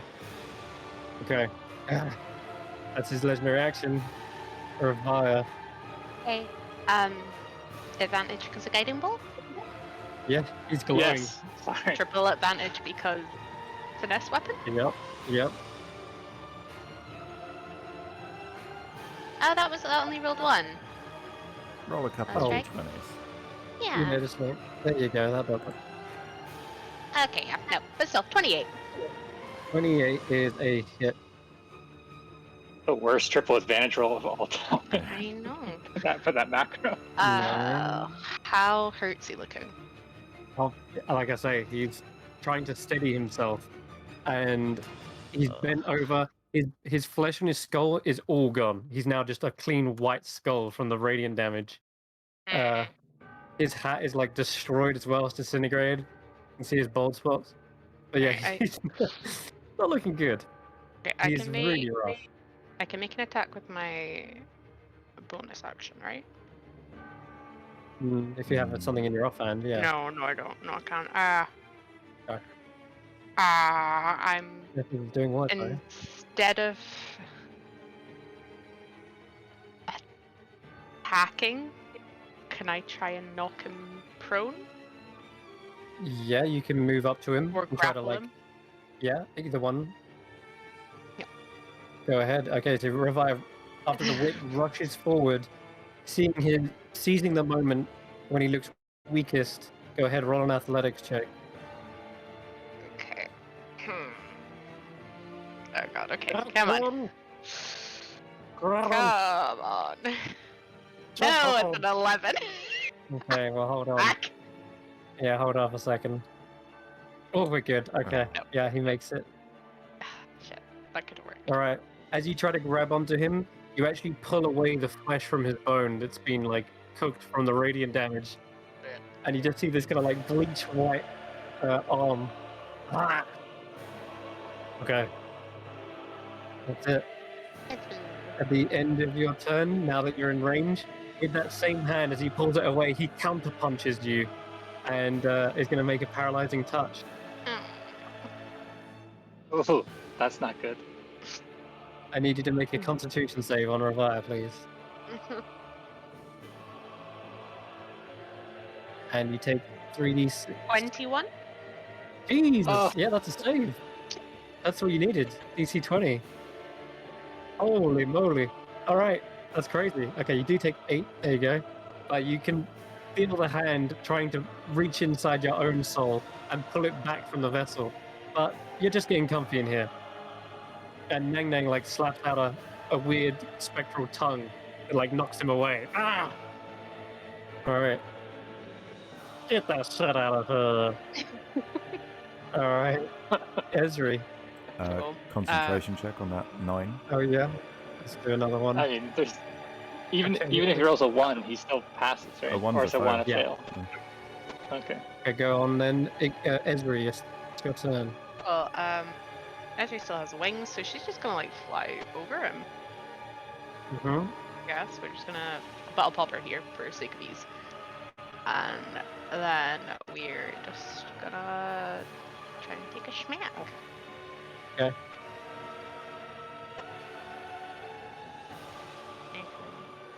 That is a miss, I'm afraid. Even with flanking? No, I'm he's not not being quite flanked. flanking. He's backed himself into a corner deliberately. He can't be cornered, or can't be surrounded. I'll, in place of an extra attack, I'm gonna try and grapple him. To, like, drop down and try and hold him in place. Okay, sure. Athletics. Come on. Ezri. No! Oh. The nat 1! Oh no! This could have been it. Honestly, if you'd have grappled him within the silence before his turn, bad things would have happened for him. Jesus, okay. Again, this time, you grab onto his other arm, the one that has the staff on him, and he pulls it away so fiercely that it yanks out of the socket, and you're holding an arm with a staff in it. I'm holding an arm with a staff in it. Yes. Can I throw it away? Yeah, you can, sure. Mainly the staff. Yeet that shit. 100%, but it is Ignir's go. What do you want to do, Ignir? Oh, God. So I don't see any of this going on No, because I have no vision. something is happening, though. Oh, yeah, actually, amidst your count 20. What you can see, Ignir, is the swirling, mingling of souls. They're turning slightly blackened by the looks. Something is either mixing with them, absorbing them, maybe? You're not 100% sure, but it's definitely interacting with both the soulmonger and the soul of potentially this undead god. The flesh is no more visible, but there is something like a smoky apparition that resembles the Atropol. Lovely. And Baggy Nana looks mostly dead. Oh, Baggy Nana is no more. She is simply a bag on the floor, but it is still wriggling around unsettlingly. Okay. Well, I don't like that. I guess I'm just gonna take a swipe at the bag and see if No, he's getting away. Get away. I can't do anything and I can't see him. I literally cannot do anything. I have no spell slots. I am exhausted. So 10 points of psychic or potential force damage is not gonna do it. Yeah. So no. Ignir is more worried about this annoying creature. Sure. And that doesn't work. Okay. So we can say that you just swipe at it. You don't need to roll or anything. You can Okay.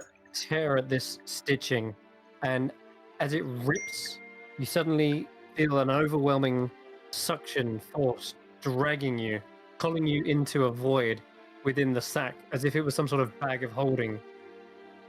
Ignir is suddenly surrounded by total darkness. And the bag is still on the floor. Everyone can see it.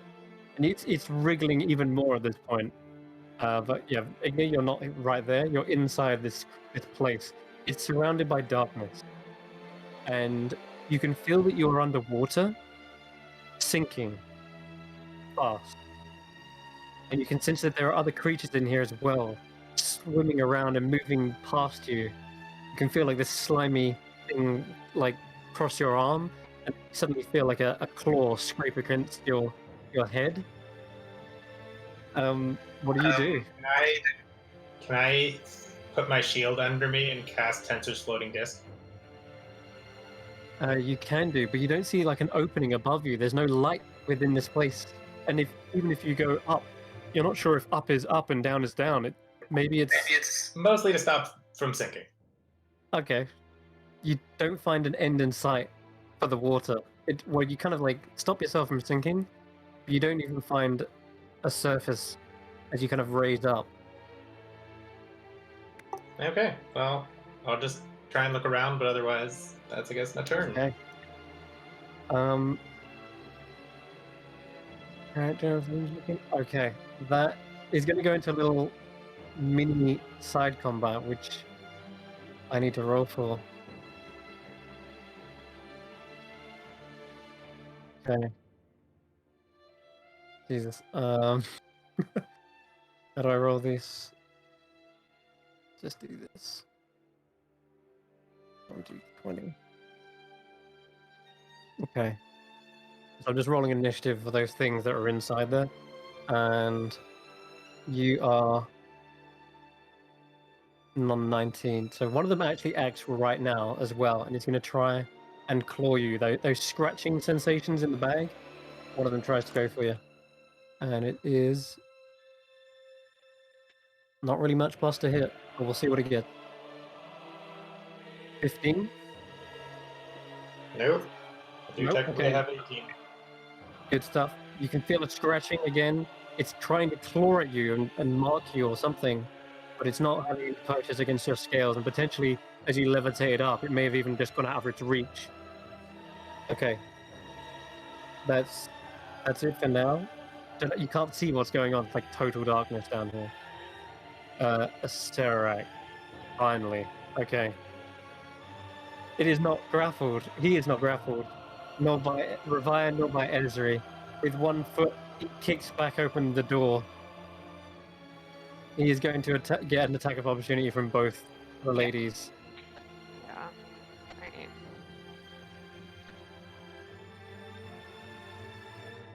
19. It's a hit. Wait, no, it's not. 19 is miss. Ah! I keep thinking you're flanking. You're not. You're not flanking. Okay. Sorry. You need to do better than that, Revire. No. That's a miss as well. Oh god. Okay. Yeah, he kind of backs away from your attacks, and you can see a sudden flurry of papers and of course there's the chamber where you saw the strange like papers flowing and flying around. He's going to use all of his movement to get into the corner. Ah. Oh, okay. Jeez. So, what's he going to look for? He casts spells again. Didn't think you'd end like this. But as the Seven Sisters said themselves, seems I have underestimated your resolve.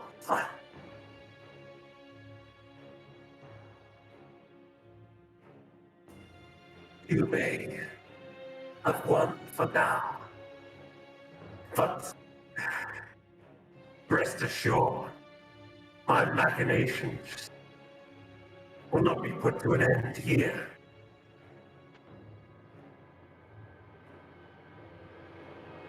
There is no light, and there will be no mercy.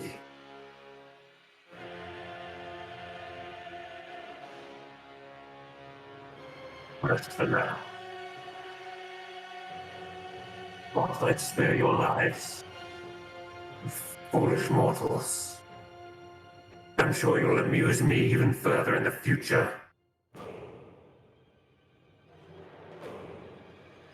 With that, he begins casting a spell. And no one he's- can hear it.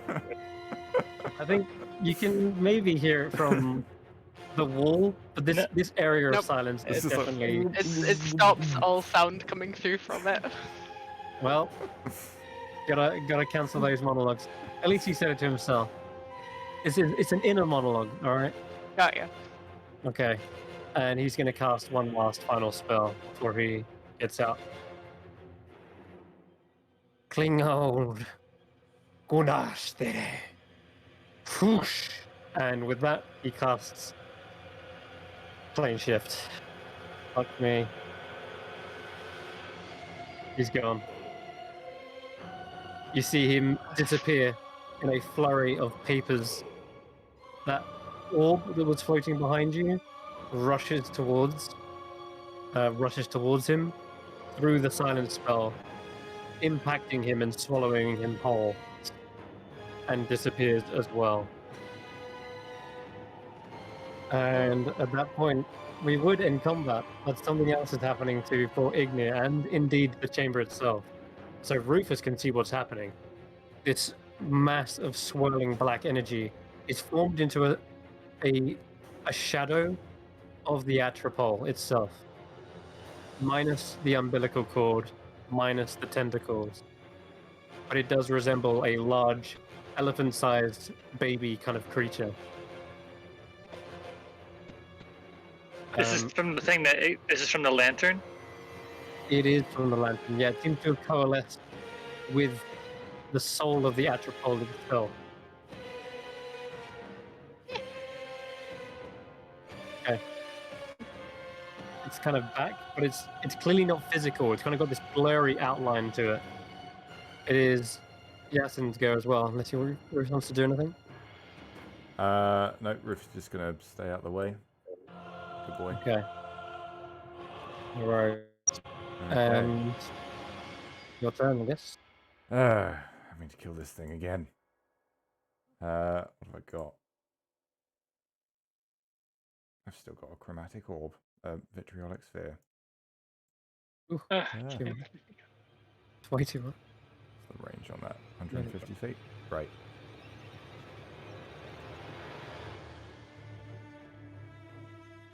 It's not placing templates for some reason, but I'd shape it so that it's only getting the Atropole. Okay. If you wouldn't mind... Sorry, what was it? That is a DC 17 dexterity saving throw. Okay. The vitriolic sphere passes straight through, as if it were just a ghost, an apparition, a shadow, or a shadow of its former self. You can see it does pass all the way, impacts into the balcony here, and disintegrates portion of it. Whatever this thing is, it's not physical. And indeed, none of you feel that weird necrotic aura that was emanating from it before. And that's going to be it, I'm afraid. Vaughn, at this point, I'm going to just get rid of the Ball of Force. it's Vaughn still is there for 10 hammering. minutes or 9 more minutes. Yeah, it would be, but he's going to drop concentration for you. Vaughn finally hammers through, and he turns around and gives a thumbs up. Oh God, close the door. There we go. Yep. He may be concentrating on something else, you don't know. But regardless, Vaughn rushes through. You can see the Lich has definitely gone, and with it the Orb of Annihilation.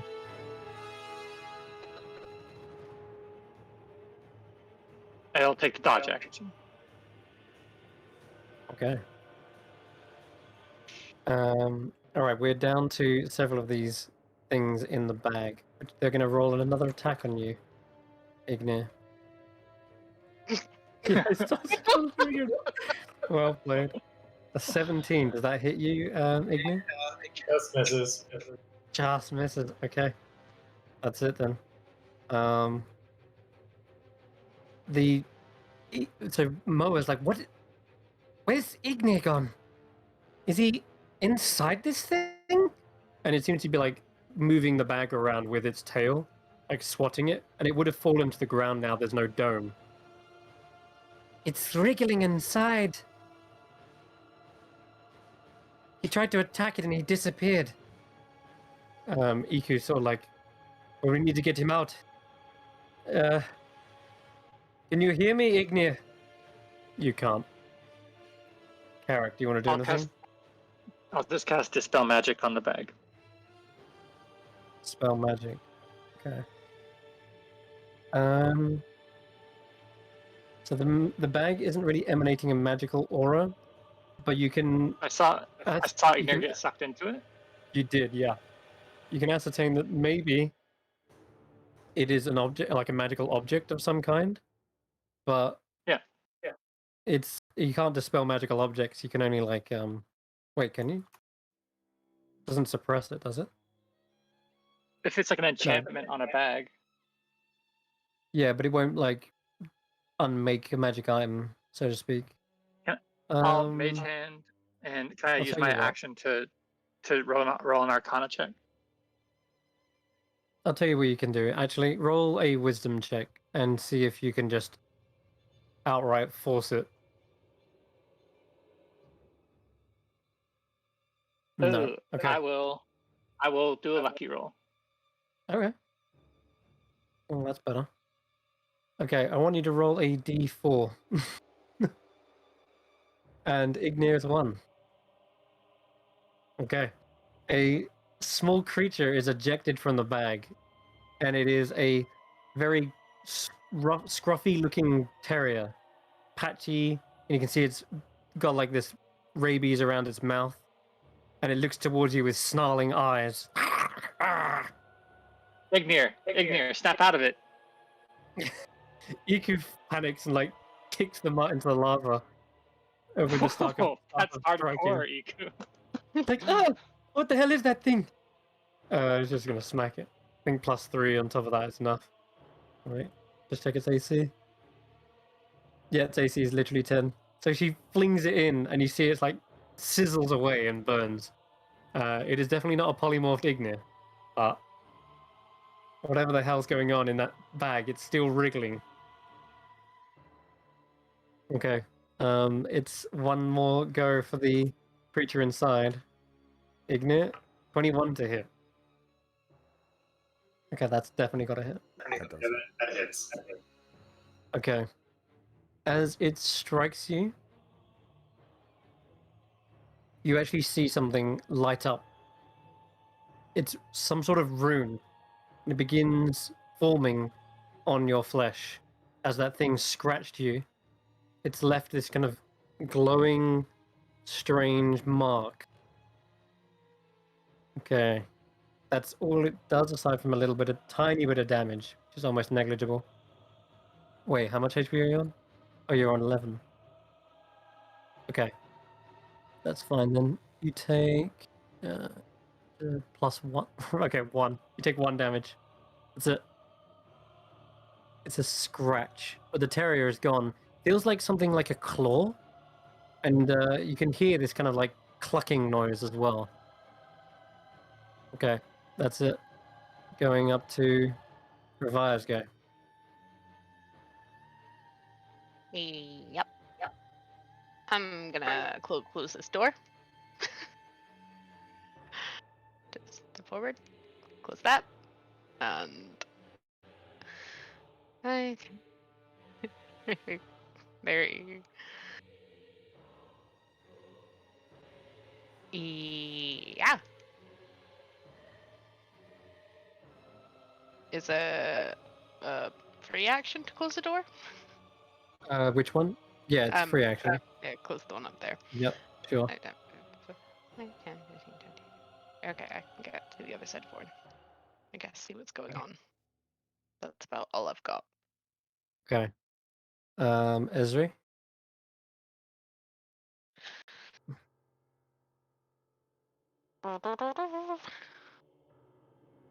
Much such the same. Okay. Oh, Ignir, oh my god, I just realized something. You have clay no face. Oh my god, this is completely pointless. This is utterly pointless. Go on, continue your turn. Yep. Yep. Go. So, Ezri, anything? What's going on? So there's a wriggly bag on the floor. Ignir's There not is. here. Yeah, you swear you just heard a bark. Bark gonna yelp. Did I just mute chat?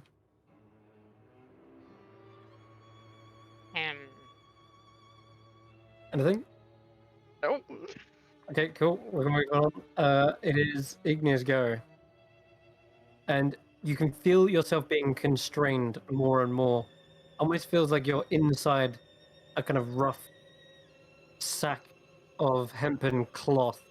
And there are even the sounds of chains beginning to wrap around you.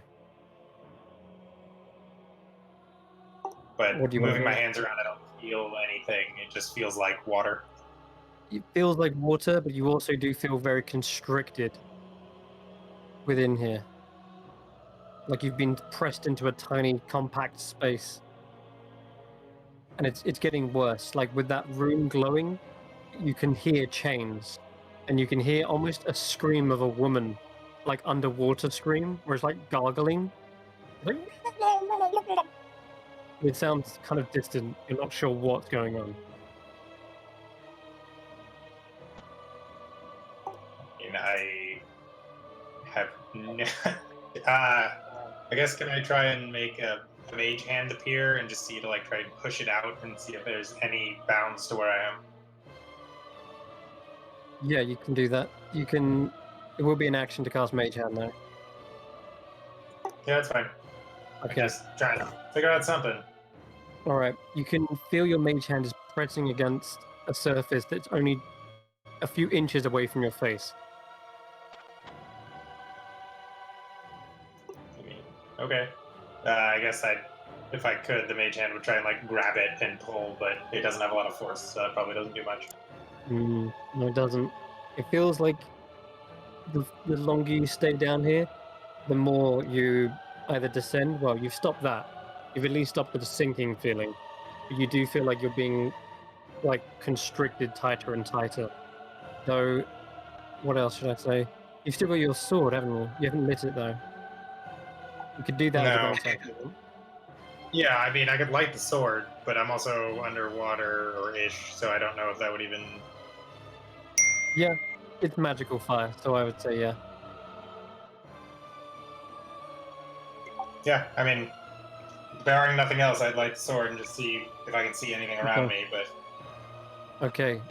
As you light the sword, there's a flashing image before you. For just a moment, you see a woman being wrapped in chains, or she's put inside a sack, and she is wrapped up in chains. You see her being tossed into a lake, and she begins descending and drowning. And that flash kind of disappears suddenly, and you realize you're inside that sack. You are almost in her shoes right now. Inside the bag, wriggling around, there is a viper that hisses in your direction, as well as a cockerel that is scratching at the back of your head. That's everything you see. I think that's going to end your go. Yep. Okay, yes, but there is Clay No Face, and Clay No Face is holding on to your neck and just looking around, worried. Well, they haven't got an expression to show, but they are clearly like looking back and fro, panicked. Yasin, you're up.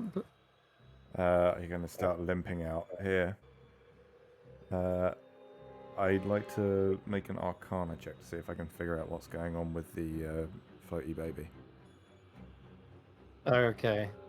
Yeah, you can do that. Roll an Arcana check. With fucking exhaustion with disadvantage. 12. Okay.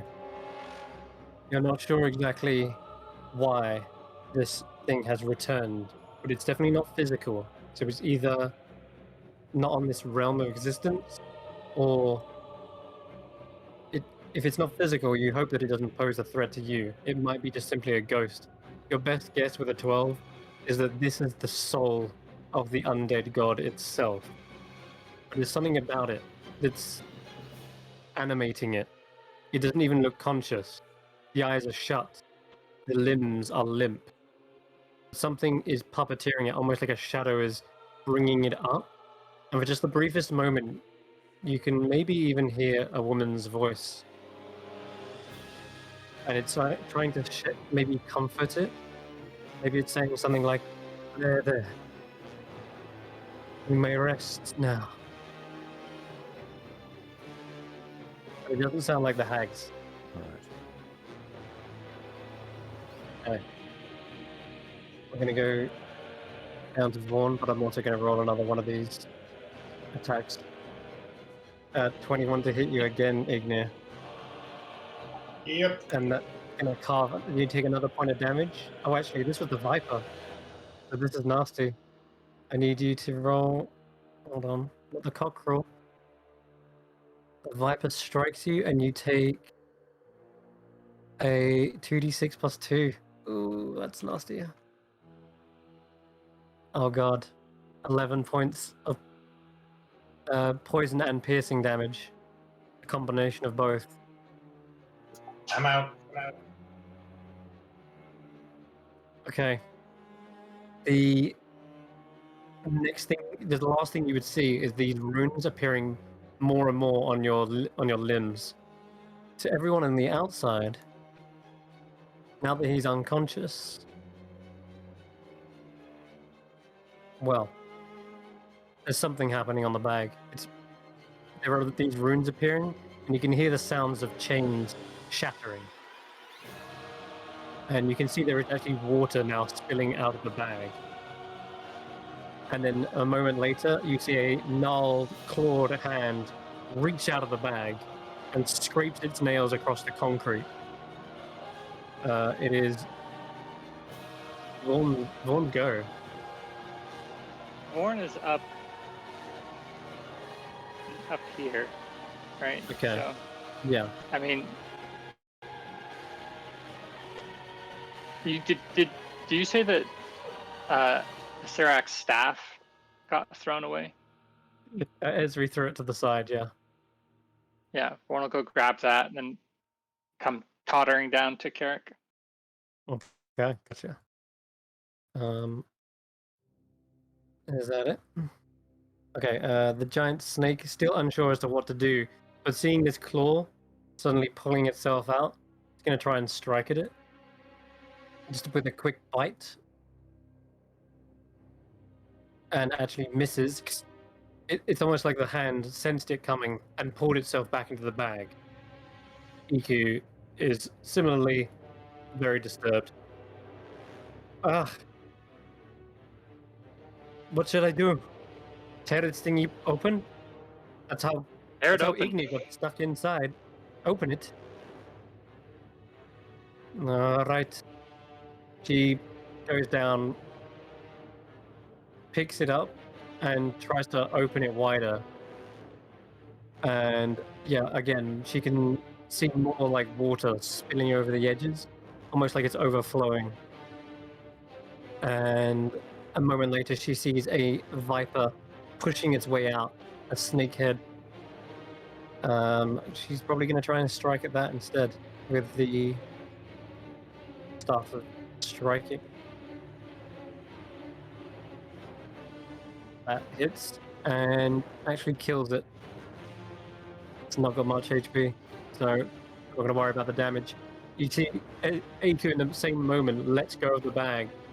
As it falls to the floor, the snake kind of pulls itself out and she golf swings it away. And it too falls into the lava. Okay, it is your turn, Carrick. Carrick will try to reach in and pull somebody out, pulling you out again. Okay. As you reach The into D4 the bag, again? it's actually only a D3 this time. 2? D3. D3? Yep. 1 is Ignis. 2 is the cockerel. Cool. You pull forth this horrid-looking creature. It doesn't. It resembles a chicken, but its features are kind of like plucked and gangly, and it clucks in your face viciously. Yeah, Carrick just says, Shh, just no, just no, and like just places it on the ground behind him. All right. Cool. Baggy Nana's go. She's still on the turn order, and she has. Oh, wait, is she like? Do I see? You're about to. Okay. Hmm. All right. So at this point, she sees. You can see her crawling out. Ah, yes, yes, life. You can hear her gasping, like she's trying to get out of some sort of bindings. She's like pulling at her neck, pulling away these chains, and you can see she's coughing as well, spitting out water. And she doesn't have the bag over her head this time. You see a bloated and deathly form of a woman with kind of like really sodden, wet hair that kind of hangs in front of her face. The magical failsafe worked. I am reborn. And as she gets up to her feet, she is going to plane shift as an action. Unless anyone has a counter spell. I do. Oh god. Okay. It's a self spell only. So you see her she's clawing away at her own skin. It is a pretty high level spell, so you're gonna need to cast. Fuck it.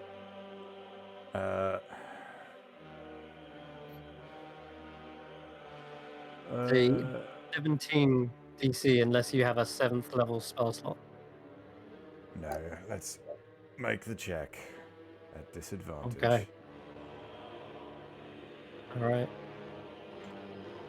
No. It is not enough, I'm afraid. Don't have any inspiration, do you? No. I do I not. think it's all used up. Okay. Baggy Nana has vanished from sight. And in that Shit. moment, you can see that there are runes glowing on her body as these appear to be her concentrating spell. And as she pulls at the runes, she like tears them away. And at that moment, she tears herself in two and vanishes from existence. Meanwhile, the bag remains still for the first time. And I think, Igni, you need to roll a death saving throw soon. But Ravaya, you've got a turn before anything else happens. Yeah, can I... Yeah, I can run down... Hey, Carrick. And try and flip the bag inside out. Inside out, you hear a rushing of water, and it smells like a swamp. As you undo all of this, you can see bits of reed and like duckweed. There's like a lily pad that comes floating out. It's probably a dead frog. Whatever it is, this place looks like you've just emptied a swamp into the actual chambers here. And suddenly there's this loud slopping noise. And you see Ignir tumble out. Oh. They're unconscious. And you can see Clay No Face still like holding on to them as well. Hey, that's my go. I'm guessing that was an action to flip that. It is actually to do that, yes. Cool. Ezra's Ezra's up. turn? Yeah. Have my last 10 points of lay on hands. Okay. Ignir. Cool. You are resurrected. Effectively. Just barely. Your lungs are filled with water, but that doesn't seem to disturb you in any way. Clay No Face kind of gives you a pat on the back to empty it out. But you realize if you had not had Clay No Face, you would have probably been drowning that entire time. I'll just reach up absentmindedly and pat him on the face. What face? The head. The head. Okay. with that, before we move on to the next thing that's happening, we have actually ended combat. Whatever's happening in that strange, ghostly atropal, it doesn't seem to be posing a threat.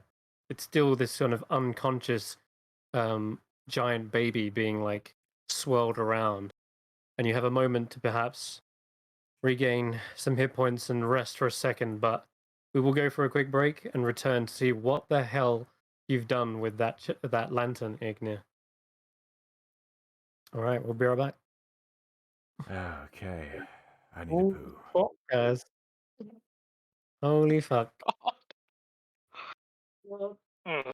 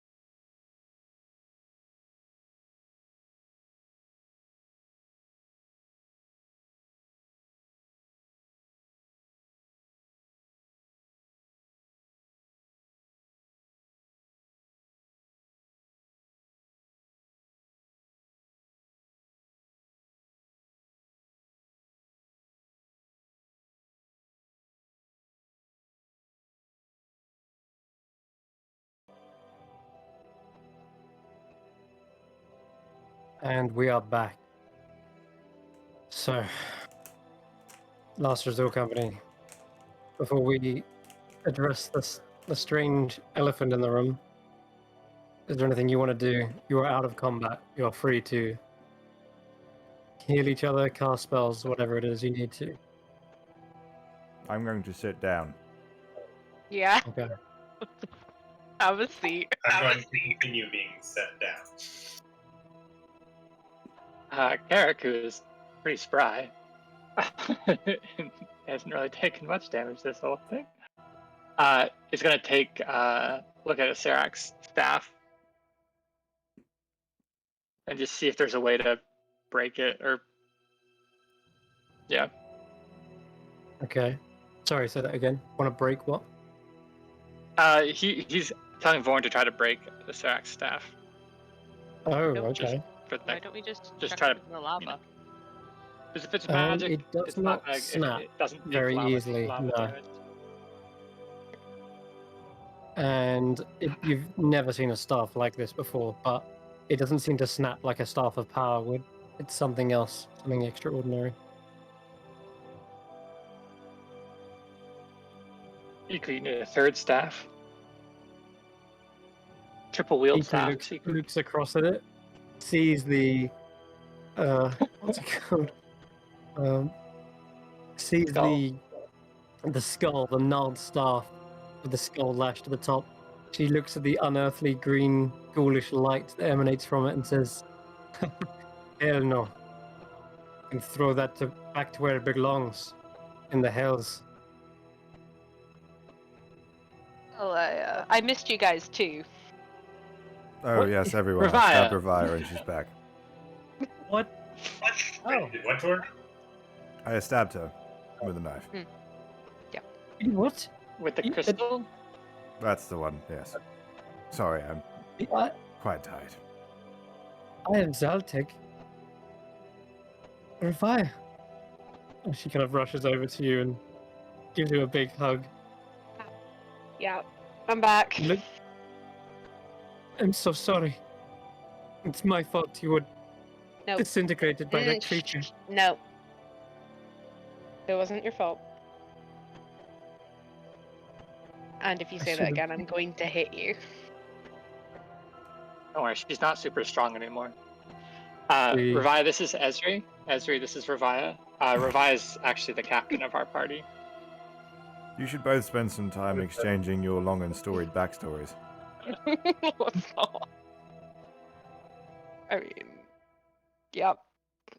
I'm sorry, I can't do two characters at once, guys. Welcome It's to a my lot. world. I'm not built So- for this.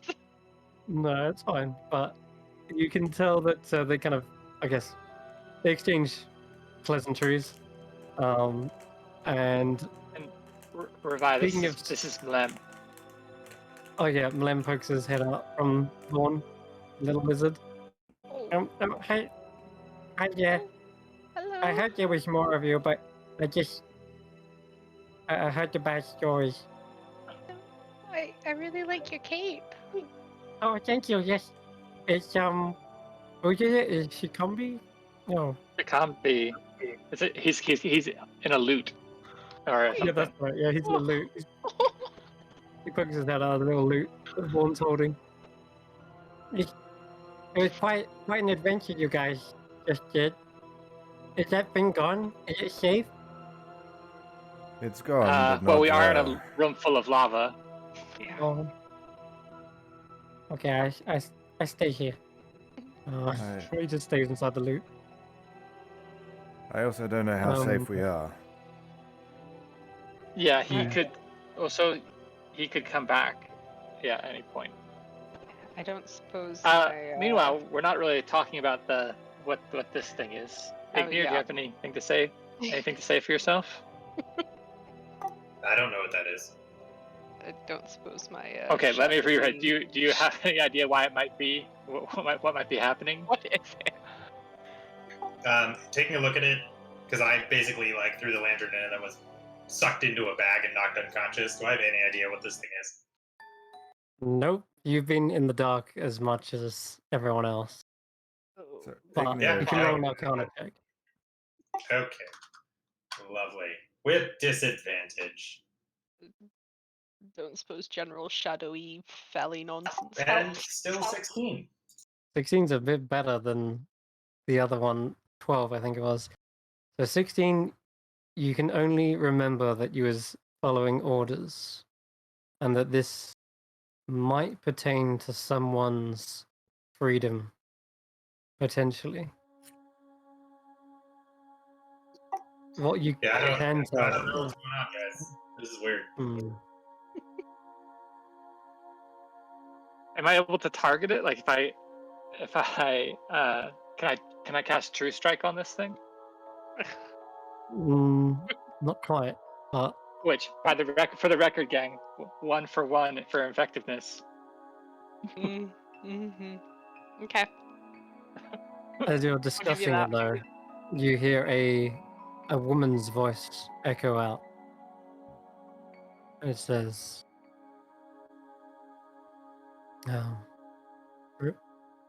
Perhaps I will explain.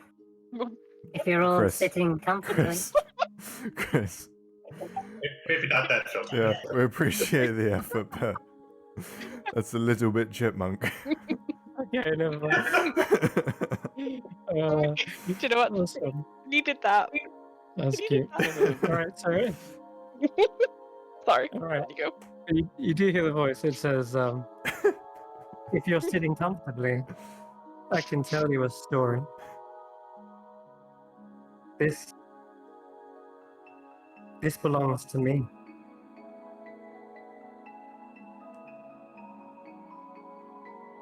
Are you familiar with the story, the heresy of the Forsaken One? Mlem, is that you?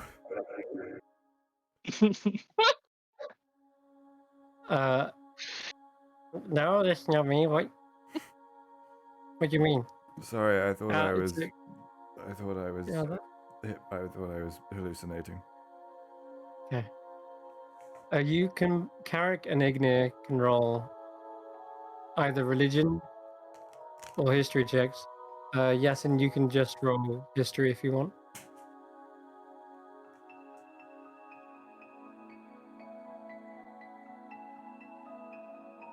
And anyone else who wants to add to that, you can also just roll history as well. Damn! Revire and Esri. Esri might I even forgot. know this. But... Yeah, that's it. I forgot to roll go? disadvantage. 23 for I'm me. so stupid. Right. Wow, both my characters are dumb as shit. No, sorry, Ezra. It's just. Okay. You have heard of this story, Carrick, because it is one spoken about within the Temple of Savras, or the teachings of Savras, but like its title, The Heresy, it is considered a blasphemous tale. It is considered shunned and denied in all possibilities, because it might paint Savras in a bad light, or it might reveal a hidden weakness of his, or something like that. Either way, it's definitely one that is spoke about in maybe hushed circles, and definitely not one that would be recorded within the Temple of Savras back in Port Nine Zaro. Likewise, yes, and you've heard the history as well. A tale of romance, a tale of tragedy. This is strange that it's being tied to this, however, but I think the cogs might click in a second once I actually give you the information for it, because she's going to repeat this story, but both you and Carrick already know it. Ignite, you're not really sure. You know more of the side of your patron's history and how she's been imprisoned for a very long time. But you know that she wasn't always imprisoned. There was once a time when she roamed the cosmos freely. So she asks this question. Some of you may know it, some of you don't. But she says,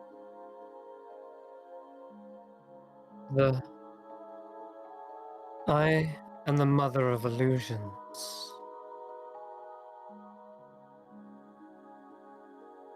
And this was something I thought I had lost, but I had not forgotten. And at this point, Carrick, you realize the Mother of Illusions might not be who you think it is.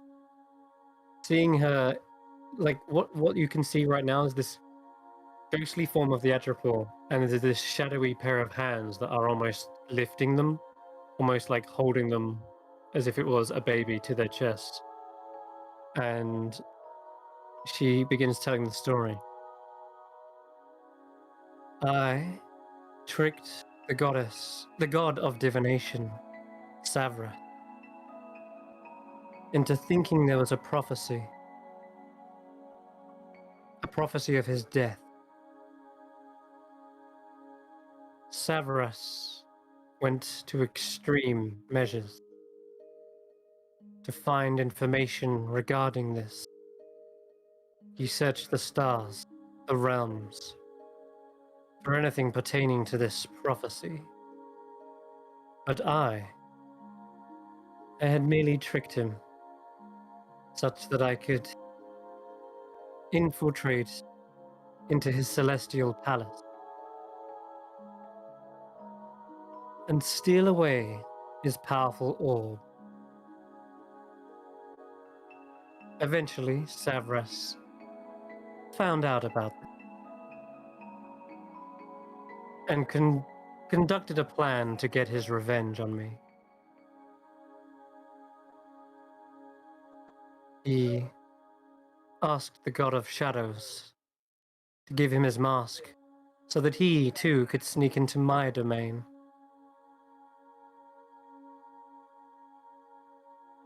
She sighs and takes a moment to look down upon the Atropore.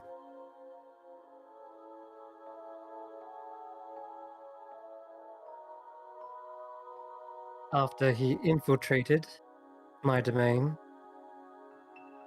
thinking his disguise could really work against the mother of illusions, I stripped away his illusion and saw Savras's face, and he mine.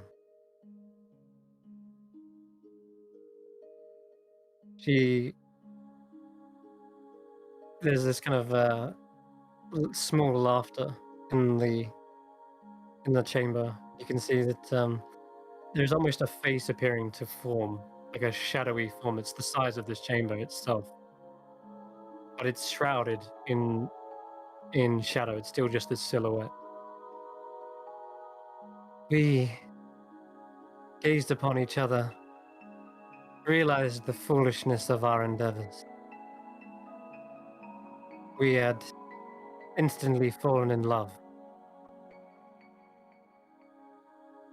We laid amongst the stars. The stories may tell of many outcomes, but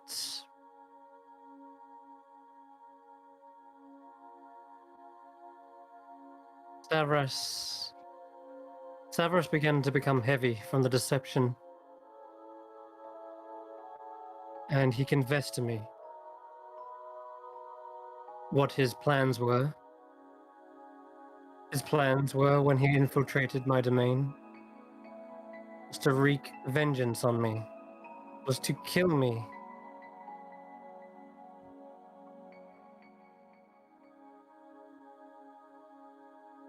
I became heartbroken by this,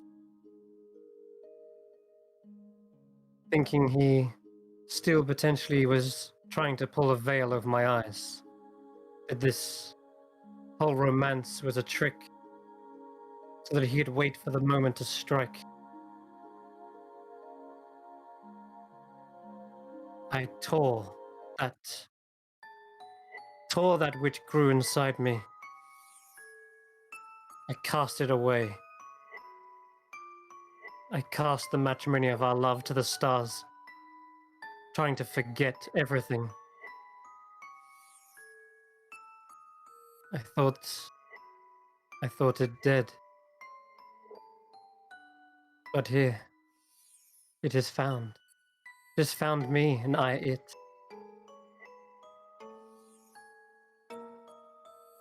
And it shall take my place. Shall take my place amongst the stars. A place that I cannot reach myself. For I am still contained. And you can see that there's this form of shadow that kind of pulls at her. And the kind of illusion starts to slowly fade. And the atropal kind of rises up, becoming this kind of smoky ghost. And you can see life is actually returning to it. It says, "You can take this, my dearest." And you see there's this swirling of souls that come from her, the same ones that were kind of pouring forth from the soulmonger. Seems like she had taken or siphoned a few of them for herself, and is now feeding it to the atropal, giving it life once again. And it's almost as if the atropal is kind of breathing once again, but not through an umbilical cord. It's actually breathing its first breath of life, full life. And it is rising up to the ceiling like 10 foot, 20 foot. Looks like it is actually disappearing through the roof. Is anyone doing anything during this moment? Because Yeah, this I'd is like happening to right now. like just roll like a general insight check to see if she's like just full on. If she, so she's saying that she's Mistra or is she something else? You begin to realize with that history check, that story is not one that belongs to Mistra, but belongs to Lyra, the Lady of Deception, the Lady of Mists, the Guardian of Liars. It is the god of illusions, not the god of magic. Probably not gonna be able to insight check the cloud of cloud of deception. It seems she has many Uh, guises, but yeah. You might be able to you might roll a 20 though, so with disadvantage. It's up to you. I'll just it's a vibe check. Okay, vibe check. I get you. Go ahead. A 13. It seems as though she seems almost elated the fact that she's found this, something that she may have thrown away in a moment of rage, and the fact that she talked about giving it its her place in her stead. She kind of sounds like there's this kind of sound of regret in her voice. Maybe she is unable to do anything herself, but at least perhaps giving this creature her ounce of power, it will live on in her stead. That's the kind of impression you get. Whether it's a nefarious one or a benevolent one, you're unable to determine with a 13. From what you can tell, it seems to just be a mother caring for her unborn child, but Yeah, but perhaps she's giving it feeding another it chance a at bunch life. of souls, right? Yes, that was definitely something you saw. Yeah, Peric is like visibly not super comfortable with that, uh, and is just gonna just call out to her that I think the souls that have been trapped here have been tortured enough. I don't think we have the power to stop you, but as a token maybe of our help, and you could maybe just stop consuming these innocents. Their souls were lost. I am giving them another chance to potentially be of worth to something greater.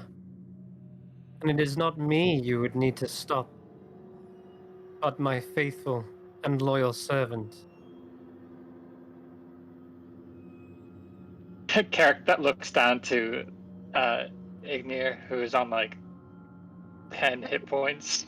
Like, yeah, I don't think that's gonna be a problem right now. I don't know what she's talking about. This has nothing to do with me.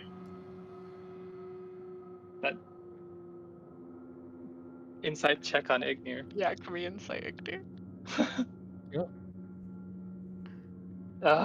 Yep, he's telling the truth. Okay, Ignir, I'd like you to roll an insight check as well. Oh, that's not like it. Wait, am Yeah. I insight or deception? Insight, please. Or, yeah, you're not deceiving them, I don't think, are you? Maybe a little. Okay, yeah, roll deception then. I would like you to roll an insight as well, please. And this one I was about to say you can roll this flat because you're inciting your very own patron who you know quite well. Okay. So what fair. did you roll for it? Okay. Yeah, I'm really good Okay. at it. Yeah, that's not Is great. the is Revi- is this your patron? Is that what's going on here? Let me just go on, Ignor. Oh no, I was just gonna. Do I actually think this is my patron? The shadowy features of this and the feminine voice definitely match your patron. And it seems as though she even spoke of being imprisoned. It has to be, undoubtedly be her. She said something about giving herself to this to take its place instead of her. And Revi, with your natural 20 on insight, you gather the way she said this, a parent would do anything, literally anything, for their young, for their child. And if it means giving up themselves, giving over their own life, they would do it. You understand that self-sacrifice as well. And you can tell that from the sounds of it, she's giving her all to this creature. And visibly, you can see that it seems to be some, like the shadow, as she, words, as she's giving this thing the souls that were like left behind, she's also giving over her own soul, it seems. As the Atropol begins breathing in, the shadowy form of this goddess is drunk into the Atropol as it raises up higher and higher. And you can see life returning to its form. Even if it's a spectral form, it's still somewhat like growing details. Instead of it being a silhouette, you can perhaps start to see flesh returning.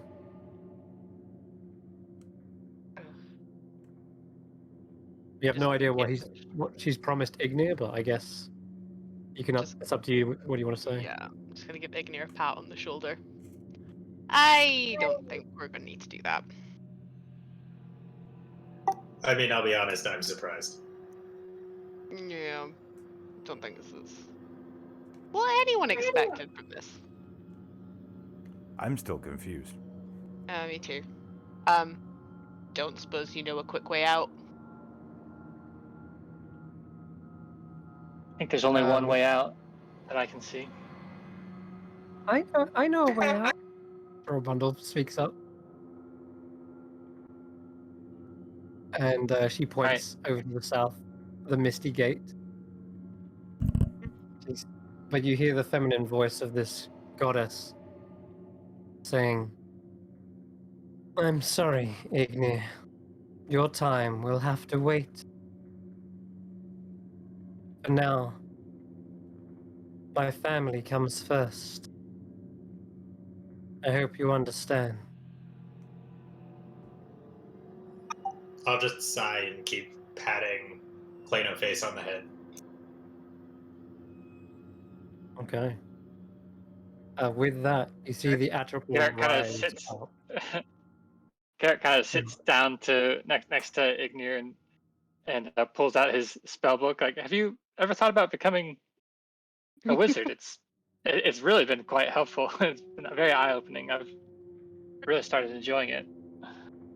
Let me guess, you don't celebrate holidays either, or birthdays. We can't have blood transfusions. I'm not.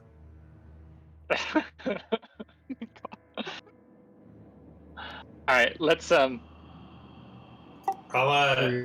guess since I've been knocked unconscious so many times, I'll reactivate levitate and pop out the shield, since I don't think there's a pathway to actually get to the portal otherwise that we can see.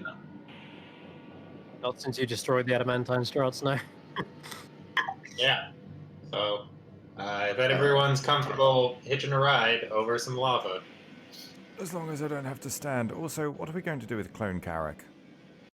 Yeah, Carrick is just kind of going up. Come along. Gets Um, you sorted out. Clone Carrick follows, but he's still like very exhausted and withered.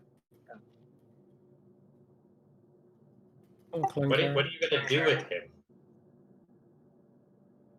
He's Where's Clone Ignir? I sent him away.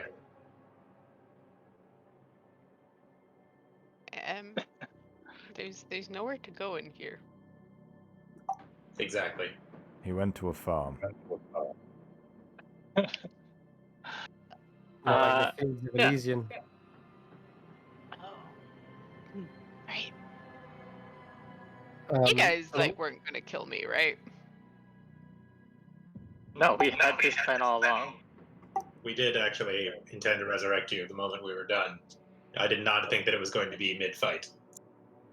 Carrick shows you the note that we said that says to the instructions to say her name with Revi's name written on it.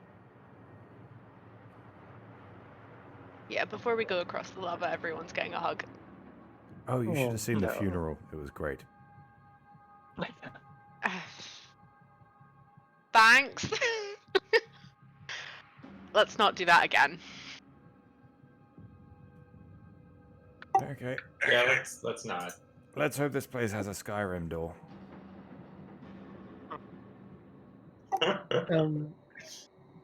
well, Let's hope so. let's have a look here. So Straw Bundle has walked over to the bag that was left, the one that you got pulled out of Ignir, and you turned inside out Revar.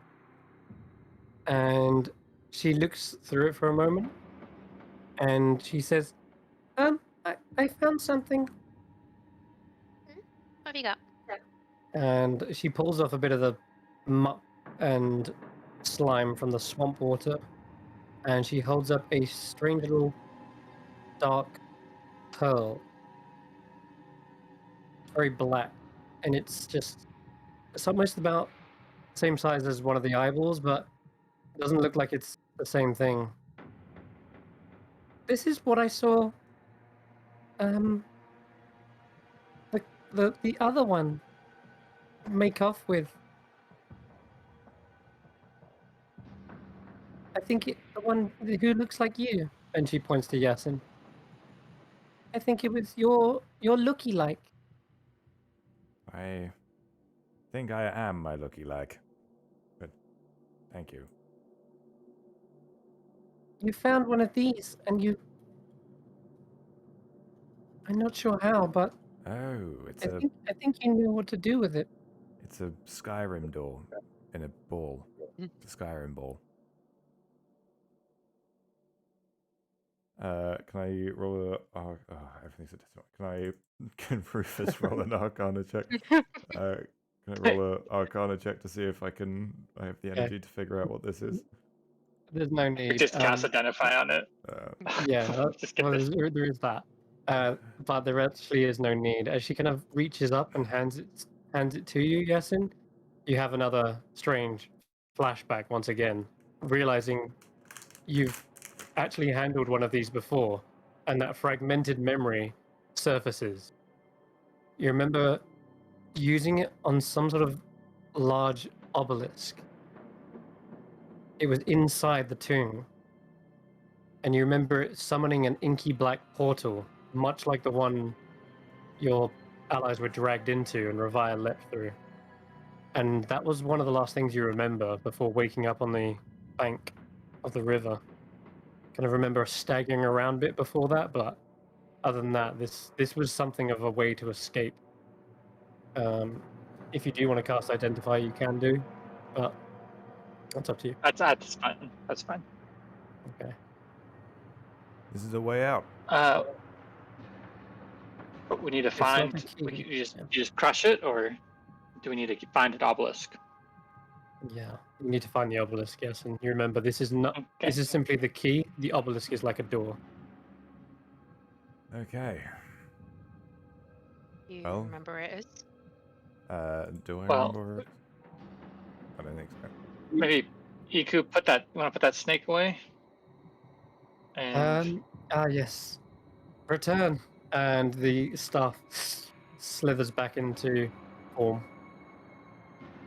Okay. That strange Do the- creature that was once in the room has now simply rose up through the ceiling and dispersed into smoke.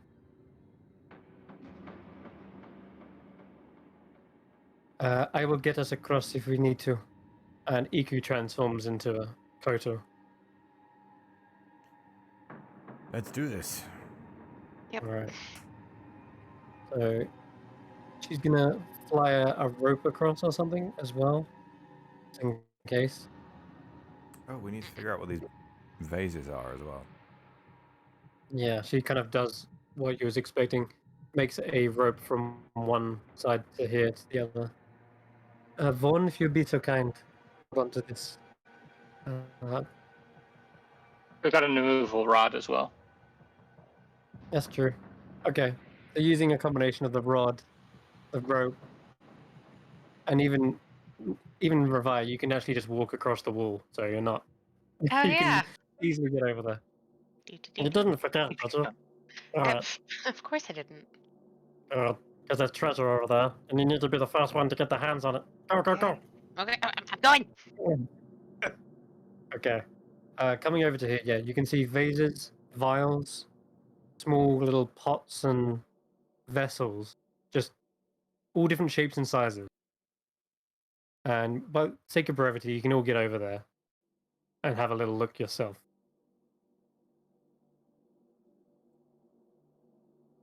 Are they like sealed? Can they be opened?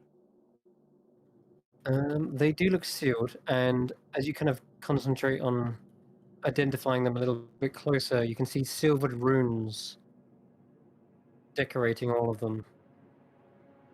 Runes that might not recognize, so I would require an Arcana check, or you can identify them. But I'll do They do seem identification sealed. on. I'll do identification on one of them. That's my last Okay. first level slot. These runes are necromancy runes, Yasin, and you can tell it's sealed. There's some sort of protective ward on it, prevents it from being opened. And as you cast Identify, these are indeed phylacteries. Oh shit. Oh, Really? Right here. darts? Mhm. I Smash. feel like he's not the smartest guy. No. So do we need to smash these, or do we need to chuck them into the convenient pit of lava? Well, I think we saw some fall into the lava and they didn't break. They didn't start taking damage. So just magic weapons it is. For those who don't know, a phylactery is indeed something that holds the soul of a lich or demi-lich or anything like that. They might belong to a Serac, but the identifier doesn't really tell you that. Just tells you they're Yeah, all we'll just- different. Yeah. I mean, we'll knock out all the liches then. Yeah. Does identify say if it's a good idea to smash these or not? Oh, okay. Yeah. So another thing, phylacteries are usually incredibly resilient. They're magic items. Sometimes powerful liches will have a phylactery that can only be destroyed in a certain manner. For example, like cast into the fires from whence they were forged, that kind of thing, or destroyed by a deity, or thrown into the river Styx. Sometimes lesser liches might not have paid the premium for the extra, insurance. So some may be more delicate than others. There's only one way to find out. Yeah, we'll just start smashing. Yeah. What if we smash them with Asarak's staff? Wongo Ooh. just goes crazy. Did you say smack it with the Serac staff? Yeah. Okay. Okay. I don't like how you said that, but yep, I said it. Okay, that's interesting. Oh no. All right. As you bring down the staff on one of these, you see the runes flicker, and their silvery luster vanishes and is replaced with this kind of rusty-looking texture instead. Like the silver goes black, as if it was just put into some sort of poisonous gas. Oh, And well, you can roll an Arcana try it check with to see my- what that effect was. Yeah, or if you want to recast Identify, you can do. You know that these runes No. are basically the ones inscribed on there, and they would have cost upwards of about 50,000, maybe 50,000 gold. Okay, you have no idea what just 7. happened, but the staff seem to invoke something on these phylacteries. Just I bop. try with my Bop. mace. Okay, Mace of the Fear mace. on the one that Revia just. Okay, the touched. mace clangs on top of it, but doesn't seem to smash it. Maybe it's what Every you think time it's like Revia hits only a a certain phylactery, type. maybe. Every time Revia hits one of them, the same thing happens. The silver runes go blackened. I'd like to And the take actual- Jeffers and hit one of the ones that Revia's just booped. Okay. The whip cracks as well, but does not seem to shatter it. And it does look cracked though, but not from your strike, from Revia's. There's like clear telltale signs. Some of them are like covered in cracks. Some of them are either rusted if they're made of metal, and others just all the silver runes have just kind of gone a blackened color, like they've rotted or something. Well, keep Right. going. They don't seem to be. Can I re-smack one Yeah. that I've already smacked? See if Yeah, it okay, you takes wanna one or two kind of bops. Re-smacking it shatters it. Yes. And when I say shatter, yeah, it's kind of it's an explosion of necrotic energy. Like you can see it almost shattering inwards, like it implodes, and you can hear this like gasp, like scream from it as something escapes, but is also similarly disintegrated in the same strike. I'll Do that a couple for dozen all of times. them here, and then all of them there. Okay, Makes it takes a little while smashing these. Yeah, but- we got time. We got time for that. Maybe while Revia's doing that, we figure out how to get over to here, because since she can climb, she doesn't need to be involved in. Iku again try to tie a rope up and help you guys across. Let's see. Oh god.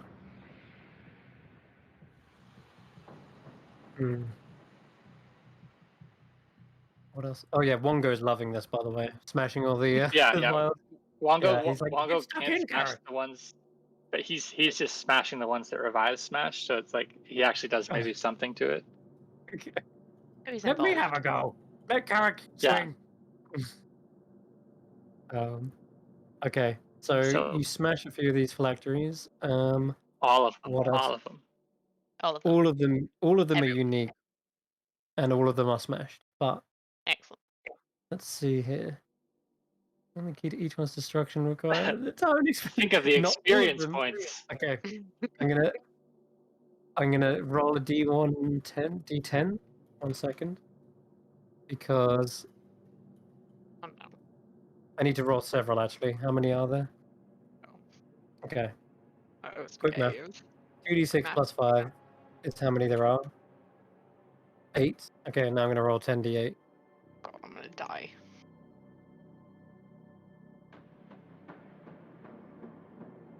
Did I roll any once? There are 2 that are completely impervious to this. Grr. 2 phylacteries remain. Toss them into the lava, just to be sure. I was thinking, like, They have are we got any just- like chains or weights or something? Because even if they don't break in the lava, if we just submerge them in lava, it's just as Yeah, good. yeah, that's pretty great. Hmm.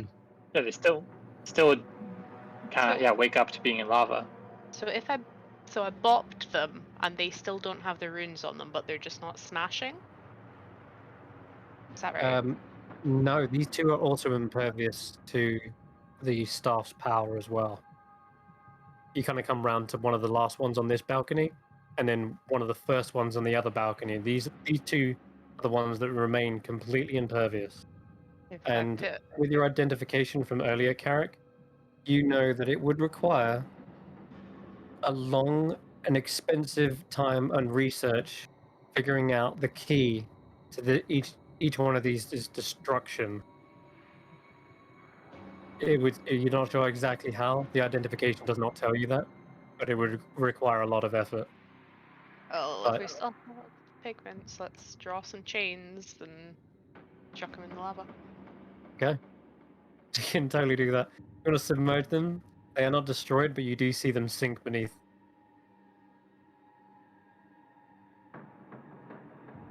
Right. Okay. Well, that's Like that. I think that's a cherry on the top of, we didn't kill the one lich, but we killed several dozen others. So Yeah. Yeah. The staff was something of an aid in that. Maybe you can identify that later. For now, you're still wielding this gnarled-looking skull. Right. The next point, there's this misty gate, this ornate archway looming on the other balcony.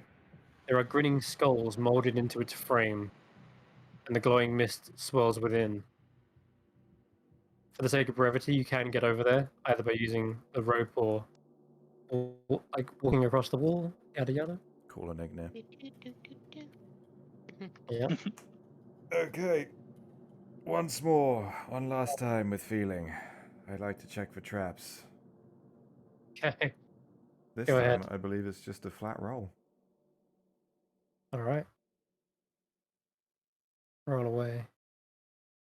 14. No traps are visible on the skulls. Doesn't look like their mouths are opening or have any hinges or anything. They are simply decorative. But you can imagine this is probably some sort of conjuration magic.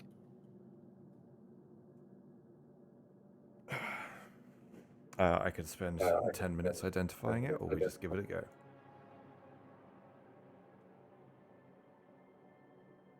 Kubazan would urge you, Ezri, to be the first through the gate.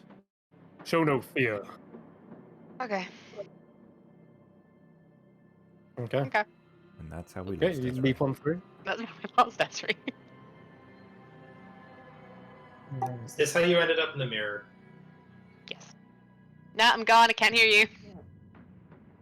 Ezri has entered through the archway, and as you appear on the other side, you step out of the mist into an underground chapel. There is black basalt pillars and a polished obsidian altar in front of you. Resting on the altar is a leather bag the size and shape of a humanoid body, which appears to have been sewn shut. Beyond the altar, there is a heavy black drape hanging from the archway up ahead, and there are 8 emaciated, green-skinned creatures. Although you probably can't tell the color because you're using dark vision right now. But they are are there shackled to the 8 walls more of the chapel. 8 more carrot clones? Yep. He was definitely had the most potential.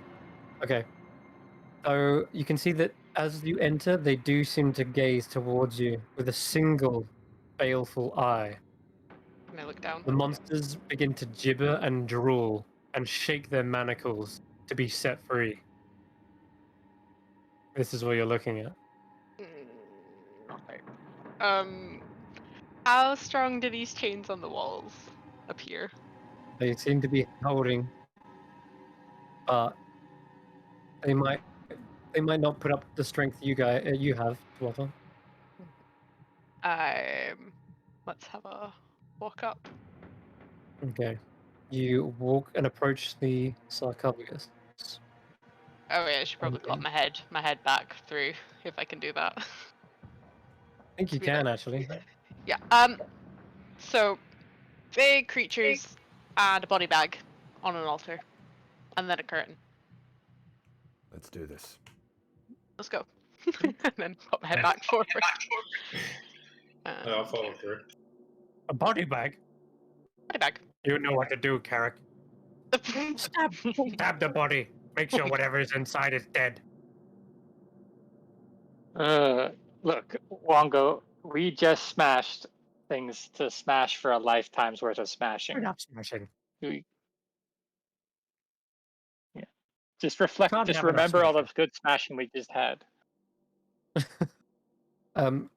Kind Moa speaks to Iku and says, "We should set these poor creatures free." And Iku looks around and says, "But what are they? They look like they were once humans, but Do they? are you in pain?" They kind of do have a humanoid shape, yeah. I Their mean, legs are kind of in. Some of them are in disagree. various states. But some of them are in various states, right? Right. Of like transformation. So whilst one pair may have an inverse pair of legs, another one might have like a human hand, where there's a claw on others. I hate to be this person, but what's not? Igne, Are do you they- are levitate they through the speaking- gate as well? Are they speaking in a language, or are they just gibbering? Gibbering at the moment, but I think Igne, you can speak gibber, can't you? No, you can read gibberish. Yeah, I I can only read I've, it. but I can understand languages. I think so. I have comprehend languages at all times with the monkey boy. True. Okay then. In that case, if you want to cast it, you can. Unless anyone else speaks I- Undercommon, it's complete gibberish. I think you said as long as he's on my person, I just Oh yeah, have of it, course right? you do. Yeah. So Joho speaks back in gibberish, like, and he translates for you and whispers it into your ear, Carrick. They are speaking Undercommon, and they are asking, "Please set us free. Please, we've been held here against our will, tortured, transformed. Let us go." What? Ask him what he was keeping them for. Why did he keep them alive?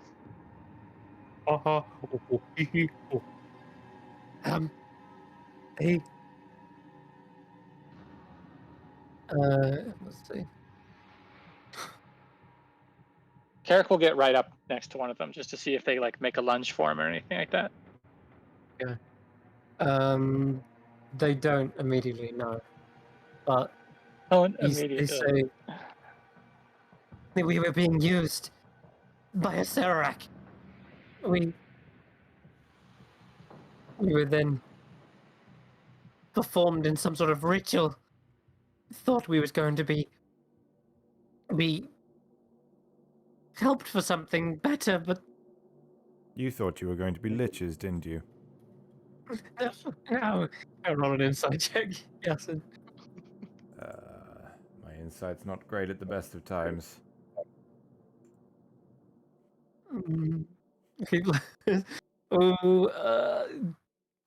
They seem desperate in this moment. They might not say. They might not admit to it, but you can't really tell. They do look tortured and transformed, and they are clearly being held against their will. So that much is true. But they continue to try to persist. They're like, we don't want to hurt anyone. Just please let us go. We'll leave enough for information. We know about this place. The exit, if you wish to leave. What about the traps? Do you know about the traps? Yes, we know. Please just Oh, let us so down. there's We'll guide traps. you. There are traps. Through that past that corridor. We know the way, though. Let's just get We'll this show really you. straight right now. We just defeated a Serac, so if you try to attack us, it's only certain doom for you. You killed the master. I mean, you killed him. No, I said defeated. Defeated. Right. And we like he points to. I mean, enough so that we have his staff. I'll give it a little spin. It is indeed his. You are powerful adventurers, no doubt. We will dare not touch a finger on you, or lay our gaze on you.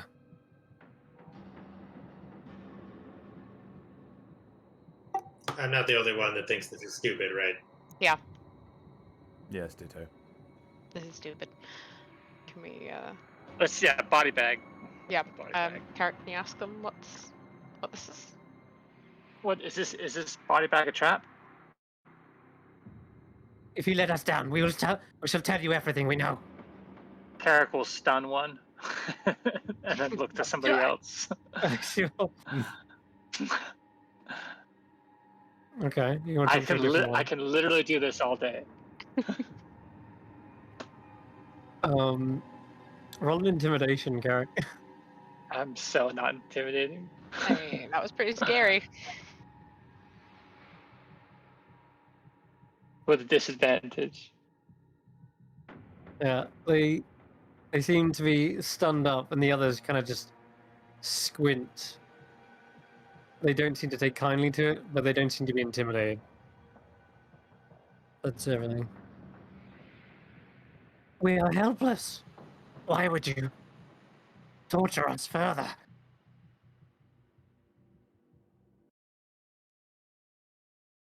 Yeah, let's just. I don't want to stay in here. Let's get this. I'll mage hand poke the body bag. Okay. The body bag is like leathery, and there is definitely something in there. Whatever it is, it's not moving. Should we open it, or should we just keep moving? No, let's open it. Let's open Okay. it. Yep, Ezreal. I would just like to remind you what happened when the last time I opened a bag. Yeah, it couldn't happen twice. That would be ridiculous. Yep, Ezreal's gonna open it. Okay. Did I just crash my Foundry? Cool. Yeah, I just crashed. So, as you cut open, I'm gonna have to reload. Wow, it's like I can't even. Can you guys still hear me? Jesus. Yeah, yeah, I can hear. Yeah. I can still hear you. Okay.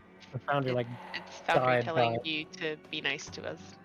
yeah, fair enough. So as you tear it open, there is an unconscious prisoner in there, and you might recognize them though. They seem to be wearing like quite fine clothes. They have a mustache, finely trimmed mustache as well. At that, What? I have a moustache. Yasin?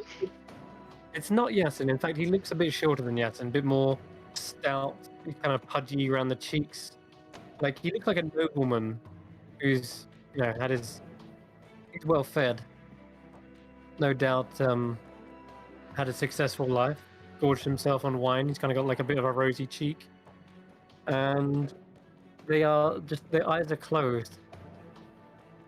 They're even wearing a small little beret of fine silk, but nonetheless, you have no idea. You might recognize them, I guess. Oh Anyone my who wants to God. look at the body can recognize. Roll me a history check. I think. Do you have a clue who it is? Other than that, I'd would like you everyone say to roll. Oh, sorry. Everyone load up Foundry again because it did close.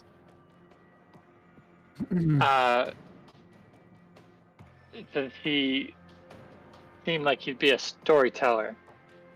Oh, getting close. He's kind of got this. He does bard. look like a bit Shakespearean. He's kind of got that ruffled collar. Mhm. Like he looks like he swallowed a plate.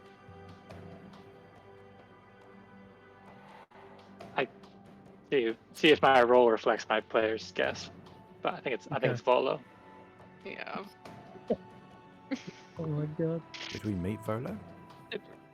No, but No. that's why I'm rolling a history check. He's very distinct. Sure. If Carrick read fan fiction of Yellow Banner, he definitely read Volo. He probably has, hasn't he? The Volo Thapgeddon? Owner of receiver of the current most lucrative book deal in history. Oh, Well, until you. he's of gonna. course. Soon to be overtaken. Wait, he said current. He said current. I mean, no, Someone we wants to shouldn't. load it back in. But It's gonna take a while if it's Oh, any well, indication okay. of last Alright time. then. So I'll just roll a history check for you then, Carrick, and see if you can put this mystery to rest. Plus 11. Plus 11. You're exhausted though, aren't you? Wow, you got 21 still, even with exhaustion. Yes, this is indeed the Grand Volo of Thamp Gadam. And he's unconscious right now. He's not looking like he's had a good time. Like if I healed him, he'd wake up. Do you want to try that? Yeah. Yeah? Hang Okay. on. Before we wake him up, Okay. check his pockets. You gonna He shave might off his have mustache? No, he might have details of his literary agent. A card or something. Don't you think he'd be willing to tell you that, when he wakes up? You have no idea. These authors can be devious little bastards.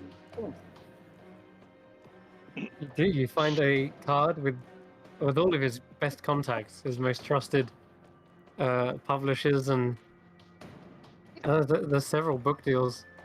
You must imagine he's completed over the years. Yoink, motherfucker. the true The treasure. best treasure of all.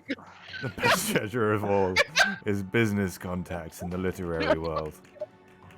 Oh my god. I don't Amazing. even care if the next room is full of gold and titties. This is the real platinum. Carrick But you don't thinks care. back to leaving a book And, full of, leaving a room full of magic spells. Anton's like, well, he wouldn't care much for titties, even at the best of times. No, I'm, figurative titties.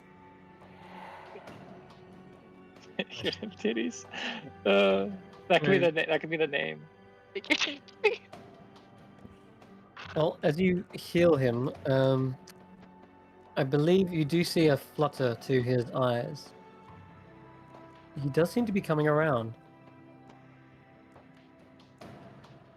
But you can maybe roll a medicine check once you're in. That's gonna It's not in for a while. Okay, alright, I'll roll it for you. Oh, it's saying that it can't be reached. And for me, Okay, it's decided to that's okay. absolutely crap on. Okay, you got a 14, Carrick, when you try to bring him around. He's like... his eyes kind of open. Mother? Is that you? And he's looking into the eyes of Ezri. No, Absolutely not. it's an angel. An Turn angel in the... Have I reached the fields of Elysium? No. I'm gonna pick him Oh. up and out of this sarcophagus. Oh my! Oh. His leg is still kind of bound. We cut open like the top half. He kind of like dangles and is placed on the ground. Do you mind Oh, I walking feel- and talking? I feel faint. Oh. Oh god. Oh, fine, I'll pick you back up. Maybe some hair of the dog? Do you have any wine? Do you know where you are? Carrick pulls out the jug of alchemy and does wine. I must be in Wakanga's estate. He was into those kind of weird magical things. It was talking about my newest book. And no, wait, something happened. The last thing I remember was I was on an expedition. Ah, yes. It's coming back to me now. I was with the famed adventurers. What were they called? Yellow banana or something? Anyway, They were obviously very faint. well, they weren't really the main characters of the book. Still. Well, oh no, I remember now, yes. There was a trio of very unlikable ladies. I think they assaulted us in the night. Dragged me off. It all went dark after then. Well, We we're haven't seen headed to them the around, light have we? now. We're heading out. This is the Last Resort Company, and Oh, pleasure. we're leaving. Leaving? But I have not completed my quest. I have still many chapters to fill in. Don't worry, we And- completed it for you. Mhm. Maybe you What can about- ride a forward or something. Oh yeah, 4 would be fantastic. Yeah, definitely we would have some need of your literary works. The creatures they see that you're about to leave, and in Undercommon once again, they're like, please don't leave without us. Let us be free from our shackles. We did not deserve this fate. You chose to work for a lich. You shackled yourselves. No! Come back! We demand it! They get furious as you go to leave, Carrick. And which way are you going? Are you underneath Volo? Okay. We're like, As soon as you can hear the rising tensions in the room, I think I need everyone to roll initiative. I'm afraid to say it. These fuckers are What? going to use their rotting gaze. Well, Ignir's gonna go down. Possibly. Okay, let me get everyone on. Wait, Ignir, we should have given you. You can attune to your ring now that your patron chose to do something else to you. You mean peace out? Yeah, these 50 hit points are fantastic. You should really try it out. Yeah, but the question is, is that still happening now that Asarak is gone? You've still got the temporary HP, but you're no longer gaining it at the start of every turn. What do you mean the key of what now doesn't exist within what? Okay, I have no idea what's going on, but I'm just gonna roll them manually. Okay. That same Nothic that demanded he be set free is going to use his rotting gaze on you, Carrick. I need you to roll a Constitution save. I have advantage on this. Wow, it is all messed up.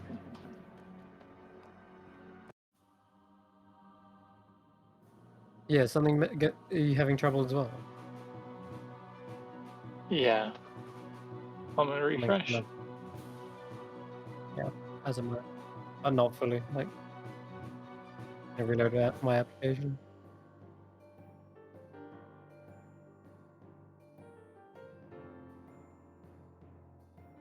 Okay, It might take a while, but if somebody would mind, that's good. I'm fixed now. Okay, so I have advantage on mine Consti- too. You have advantage I on have yours, advantage. yeah. Okay, you. That's the first one. Let me roll it again. 21. So with advantage, you actually make the pass. And let's see. You take nothing, it looks like. You can see it is definitely trying to enter into your mind and potentially wither your form away. But yeah, he just tried to attack you, and everyone else can see it as well. He's like leaning forward, his eye kind of focuses for a moment. And you can see Carrot kind of wince and then shake it off. It's going to be Ignir straight after that. Which And- one? Which one attacked Carrick? Top right, closest one to him.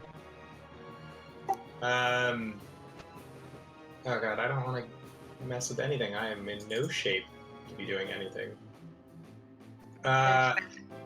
Cool. I'm just gonna walk up, and because I haven't done this in a while, I'm gonna use my breath weapon. Oh shit. You could actually hit two of them with that. Hmm? You could hit two of them as well if you wanted.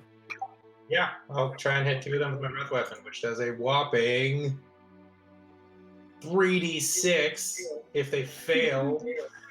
Woo! Have you used up all the charges in the Ring of Winter? Yeah, that's why I was utterly useless in Okay. the fight. Good to know. Okay. Is it a Dex or Con save? It Roll? is a.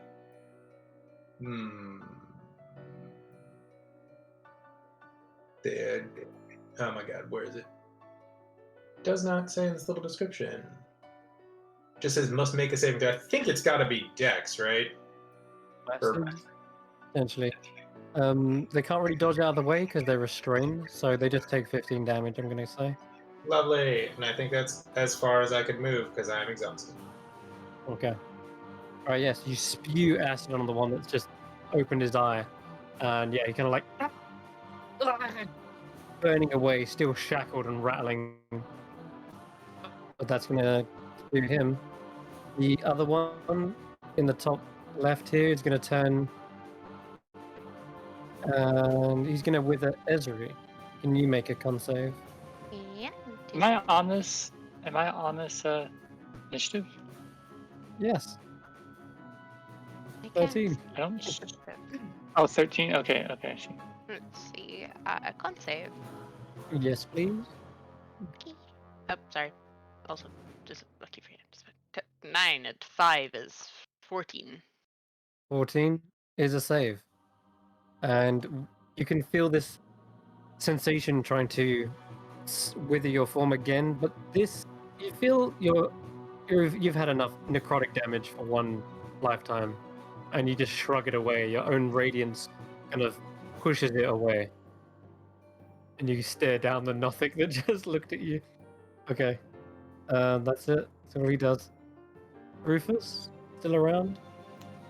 Yeah, he's in there. Probably on your shoulder. I would have desummoned him, I think. I was going to mention. Okay, that's fine. Alright then, Iku. Iku's going to go over to one that you just breathed acid on. And bite into them. And then revive you up, I think. Is there anything stopping us from just leaving? I was going to say. can we No, just I don't leave? think so. Yeah, It's up just to you. leave. Just gonna. Alright. As you try to leave, one of them does catch your eyes. You need to make a con save. That be like where I've stopped, or would that be where I started? Where you started. That's fine. Either way, Is the one con save. is the thing like we have to make eye contact with them to have it go off, or like can we just close our eyes and? He's using his eyes to Oh, block okay. you, so effectively, no, he doesn't need to. That's need a to whole make anything. 3. A whole Acid. 3, that's bad. That's going to be some necrotic damage. Okay. You take 3d6. So you take 15 points of necrotic damage. Ouch. Oh. And I'll just keep walking. Okay. They say, no! Come back! You're going to step into a trap unless you free us. Okay. Okay. You want to dash over through the curtain? Yeah. Feel free Why to not? actually move your token then. Should be able to go through it. Ta-da! Okay. As you enter into this side, you can see there is a hall behind the curtain, 40 foot long, and it's set with 4 decorative archways that have blank walls within them. 3 paths are marked out in red, gold, and purple tile snakes, like along the floor. Mhm. And you can see like they kind of intersect and cross over one another. The red is the closest one, it seems. And then you've got something else. There's a charred skeleton on the floor, and it seems to be pointing towards the 4th archway, which has no path leading towards it. And a single torch burns in a wall sconce at the end of the hallway. Mounted below it is a bronze plaque that bears a warning in common. It says, "Behold the fate of those who defy me." That's everything. Sign? Nope. No signature. Out of the way! Volo is just gonna pull the curtain aside. Close it, close it! Just wait a minute. We'll wait for everyone else. And yeah, I'll- Oh god, he rushes down the corridor some way, but then realizes the skeleton and freaks out. It's like, ah! Ezri's go. Ooh, I can't get back to Ezra. Ooh, that's weird. Wait, did I get to go? Yeah, you can have a go as well. Go on. Sorry, I just needed to move That's Revia a back good so I point. could get to Ezra. I'm just gonna do it. I'm just gonna try to detect thoughts on one of these things. Okay. Detect thoughts. Wisdom save. Mm-hmm. Okay. Wisdom save. 16. Nope. Fails? Okay. And I'm just gonna burrow into its mind to find out about the what's the way out. The way out. Okay. The way Yeah, out you and traps. traps in the way out, boring into his mind like a drill. You pry the secrets from them, and this mind is a broken one. It seems they really have actually been tortured. They are clearly cult members of a Sarax brood, it seems, though they were potentially tricked or used in a way that they didn't want. And as such, a Sarac never gives a shit about his servants. But yeah, this mine is almost lost. But you pull away the small little fragments that are intact, and you learn some secrets about the tunnel ahead. The first words you hear are "mind the bones," and the second you hear are "follow the purple trail." Are the two sentences that you can pry from this creature's mind. Alright. And I'll say, yep. Alright, let's go purple and mind the bones. So that's that. Yep. And I Volo's kind will of frozen at them. He's not taking another step forward from them. Okay. You can I'll pass just go on up through. here. Yeah. And then yeah. Born, I don't think Okay. Born and other character are still back at the other mist gate. They are actually, aren't they? Do you want Vaughn over here? Suppose you will. Yeah. Okay. He's just gonna dash through, carrying. I'll mentally command him to just run through, dash, and carry Okay. other character. Ezri, are you also passing through the curtain? Yep. Sorry, I couldn't Okay. move out between fussy. That's all right. With that, then, the last three Nothics are just going to try and stop the remaining two. So I'll have Yasin and Ignir make a con save real quick.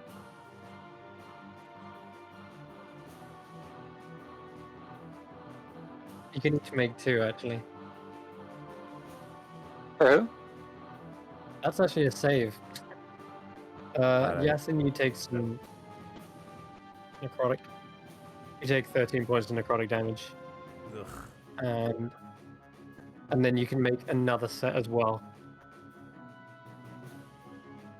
Both of us. Yeah, both of you. Ooh, Ignir, that's a fail. So, Yasin, another 7. And oh god, classic Ignir. Knocked unconscious one more time. Jesus. Ignir, you are on. Born will scoop him up as he rushes through. Okay. EQ will also help do that as well. Like, I don't have any more healing for this guy, seriously. But on your turn, Yasin, are you just going to leave as well? Yeah, I'm just outie. Okay. Cool. With that, you draw the curtain and stop them from gazing any further in. Has anyone got anything to bring him back? Yep, I got dying. a health potion. Let's just take it. Okay. In that case, Igna, you're brought back for like the 17th time this day. It's been a rough day. It really has. Sorry, man. Carrick will say I'll go first, but I believe we have to follow the purple trail. Okay. I can't. Oh, there we go. Hello, one. Okay, so let's just look here. You can still hear the gibbering in the distance there. They're crying out, but you turn a blind ear to them. Up ahead, you can see the plaque very clearly, and the trail of purple leads to this archway here. Right. So, what do you do when you reach it? Does it look like there's a door or something?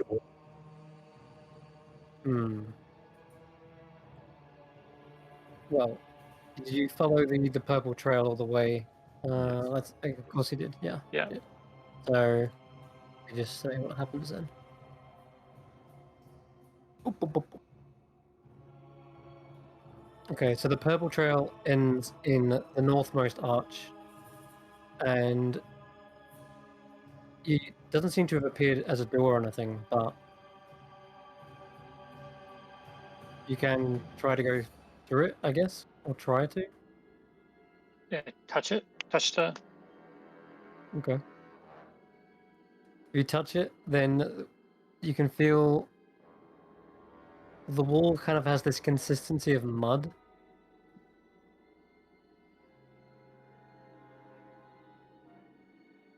Like I have to push through it. What if I push my hand through? You can push all the way through, and it's kind of wet and sloppy, but it seems to be holding on the wall itself. Yeah. I'll push all the way through. Okay. Carrick is going through. This is a very strange sensation as you're almost completely submerged. And just as the point at which you're a bit concerned as to whether you'll need to breathe in here is when you suddenly push forward and into what looks to be a small library. It doesn't feel like you changed direction. You continued going east the whole time. The mud pulls and peels away from your skin and slaps back onto the wall as you emerge. Oh. Around you, there is soft, dulcimer music filling the room, the walls of which are painted the color of dried blood. There are bookcases draped in cobwebs, and the dust line the walls. Stand four deep in the middle of the room. So there's like tons of dusty bookshelves everywhere you look. Hundreds of leather-bound tomes weighing down their sagging shelves. And at one end of the room is a small study containing a padded leather chair, a footstool, and a small table, as well as 3 corpses dangling upside down from shackles and chains bolted to the ceiling near the north wall. There is a lantern-shaped device resting atop the table. It appears to be the source of the music, and there is an old man lying asleep in the chair. His horn-rimmed spectacles slipped down to the end of his nose. I will just reach my arm through the mud again and just give the thumbs up sign and beckon everyone in. Okay. All right. Am I all muddy? I find it very No, concerning that Asarak is still on this map. Oh, that's just me. I've chosen as a as the player, right? Okay. If you all push through, I'm just going to drag your tokens out there, and okay. And then one by one, you feel the slick kind of mud peel away from your bodies and reform into the wall. So you've all made it into this library here, and you can hear that We kind of went through snoring in the distance. we did go through the purple door, right? You The did. purple. Okay. You did. And I know you can see from this point of view that the gold one would have, but you actually don't have any sense of direction of. Yeah. Yeah. See, Yeah. yeah. There is another corridor to the west. Sorry, to the east, Carrick, that is kind of covered in cobwebs and such. You don't know where that would lead. Okay. So metagame knowledge of the top-down map aside, yeah, you have no idea where that Right. would go.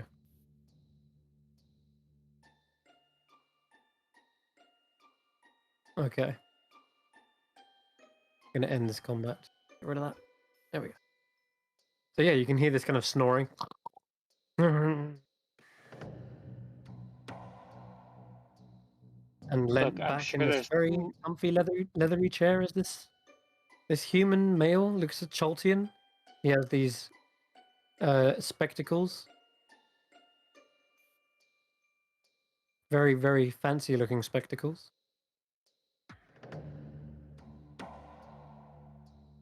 Yeah, hundreds of books. This is like a librarian's wet dream. And even Vola is like, oh, look. These volumes contain histories, arcane lore.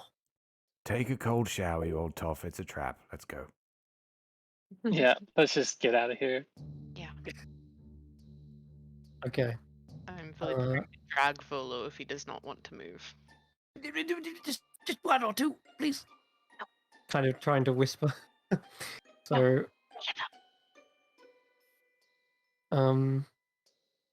as you push past the cobwebs, Yasin, you come to the archway, and the alcove is empty. Let's see.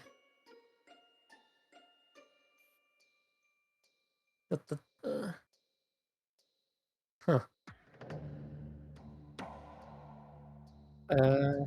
This one ends in a weird. Oh God, fucking. Sorry. It doesn't seem like there is a door here, by the way. First of all, there's no like visible, obvious door.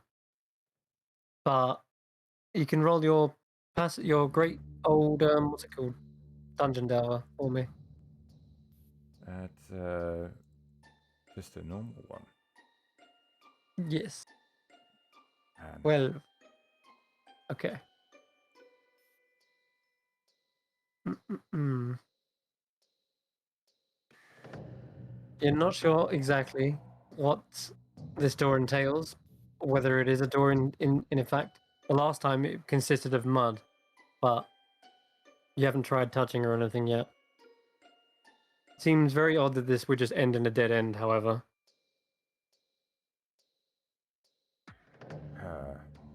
You can just hear the sweet dulcimer music in the distance from here. I mean, yeah, just try it, right?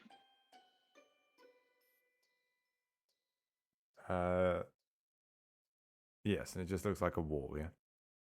That's right. It's a wall. I'm going to poke it. Okay. Always poke it. Okay. You poke this one, and you feel a kind of heat rising, and you suddenly hear a whoosh sound, like as if flames just ignited somewhere. That doesn't sound good. No. Good job you're on this side. It sounded muffled.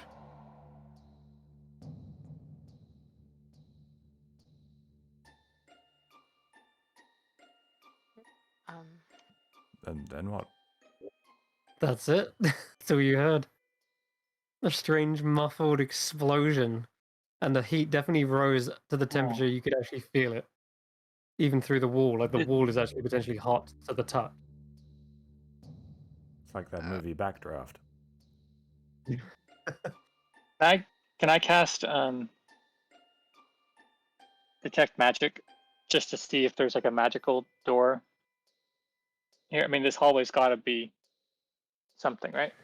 The magical door in the corner is the only thing that's giving off an obvious sign of like conjuration magic.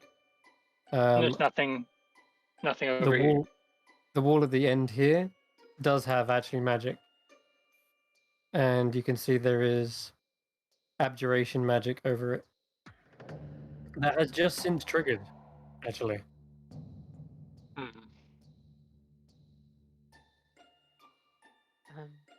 Just Alright, in the I guess we hopes have to of, talk to this guy. are we gonna try and talk to him?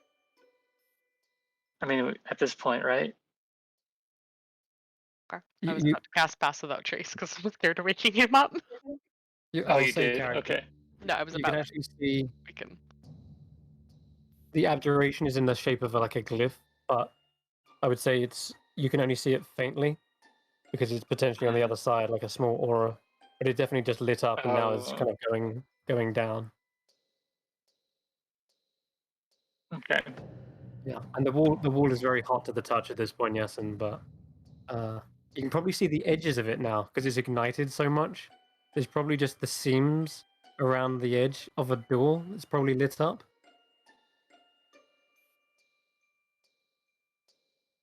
So there is a door here. Ignir, Yeah, you can definitely see like an outline of a door at this point, but it's very hot. That's all you can tell.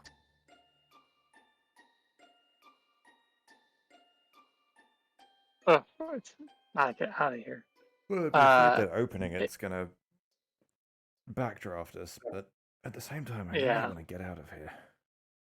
I do too. Do we want to talk to cast message and whisper to everybody in turn? Do we want to wake up this guy and just ask him, or is just that ridiculous?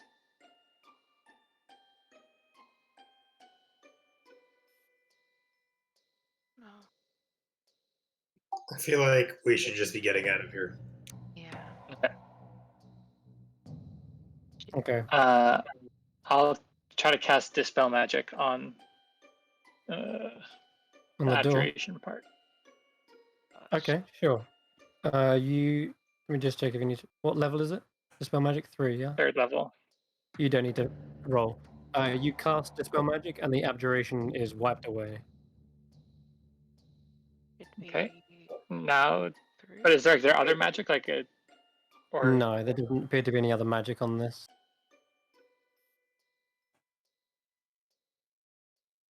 okay? Try to go through. I'll try to go through. Okay. Yeah, you push onto it, and you do feel the stone is very hot to the touch, but it does give way, and you are able to open it. Beyond, you see the same corridor and the purple trail leading to that mud wall, which looks like a normal wall, but on the floor, Carrick, just as you cast detect magic still, there is these kind of scorch marks of evocation magic that's erupted. And yes, and you can see the visible scorch marks as well. There's probably a bit of smoke in the corridor that kind of bellows in, but it's detonated right on the other side.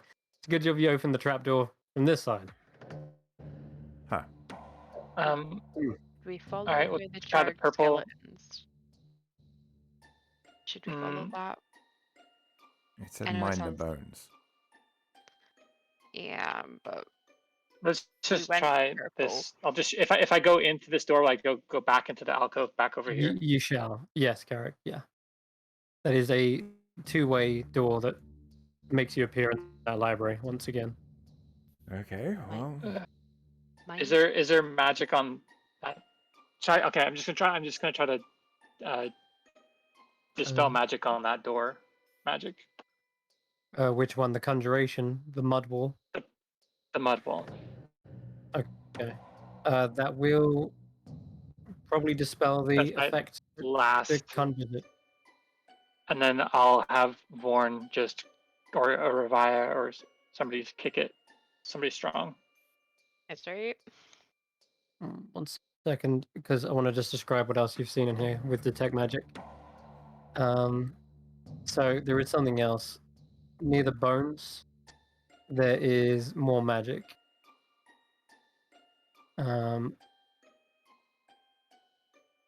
Let's have a look. There is another kind of abjuration aura, Hmm. and there's also magic coming from the porch as well. Like just like a little light evocation thing, or what? Yeah, that you can probably just guess at a glance that that's probably everlasting flame, ever burning torch. But there is definitely something of another trap, potentially near the bones. Yeah. All right. So let's just kick this one in now and see where it goes once we've dispelled it. It is a solid wall now. Oh. You can feel no hollow sound on the other side. Solid as a rock. Should we? Is it on the bone? So it's got The magic. the Oh, the magic itself. Mhm. Da, da, da.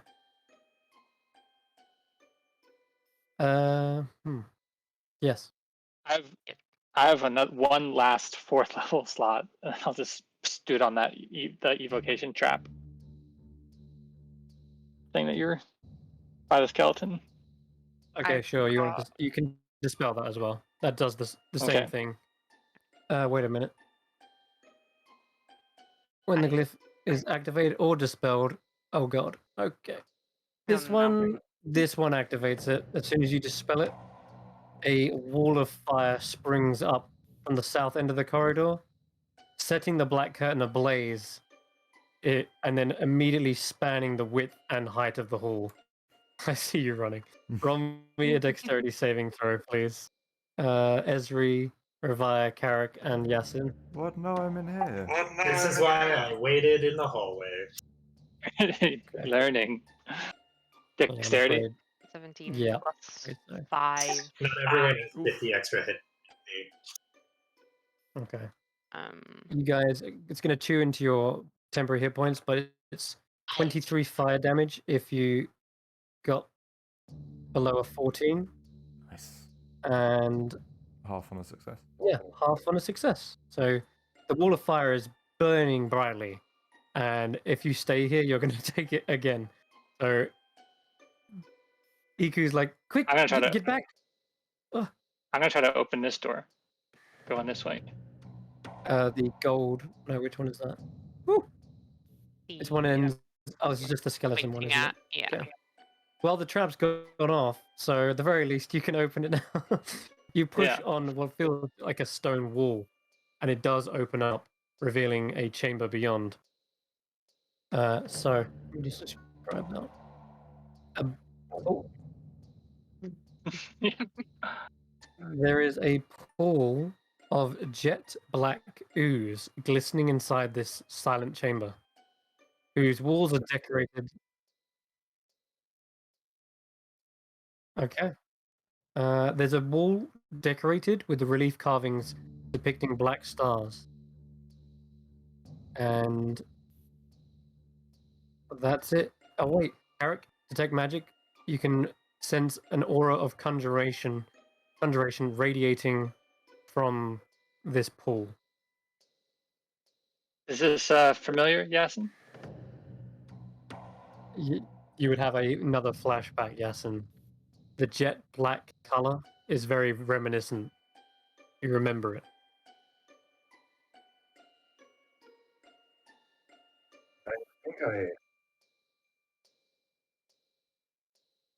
It looks like a way out. We're almost out of doors, so I hope this is our way out.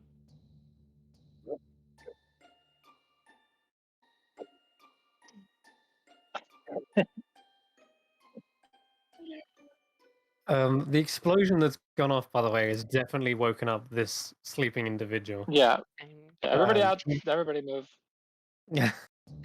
He kind of looks around the room like, ugh, what the? He's adjusting his glasses and looking around, and he's like, scratches his ears as well, quite a lot, like almost like a dog would scratch, the back of their neck or something.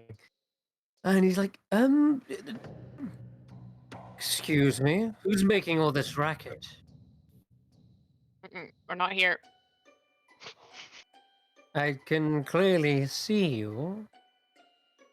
What are you doing in the library? He could see us. Where are we? Well, you're in the master's library, and my name is Mr. Fox. But if you're leaving, then don't do so without making such a racket. Yep. Sorry. Sorry about We're that. just going. Passing through. Sorry. Adventurers these days.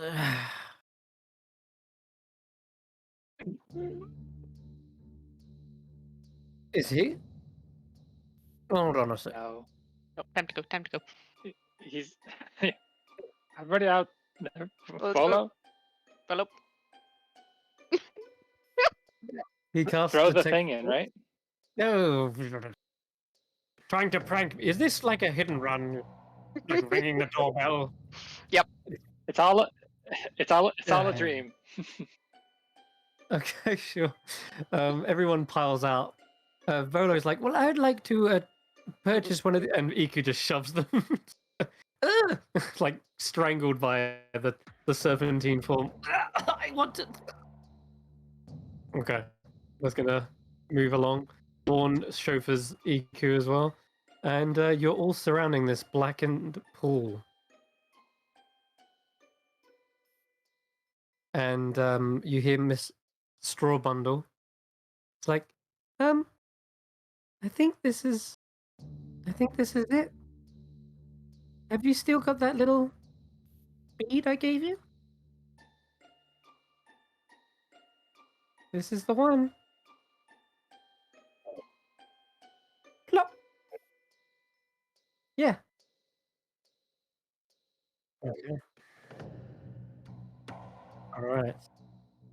A very recognizable portal of black shadowy energy begins to emanate, swirling. Darker and darker the room becomes, absorbing the lights.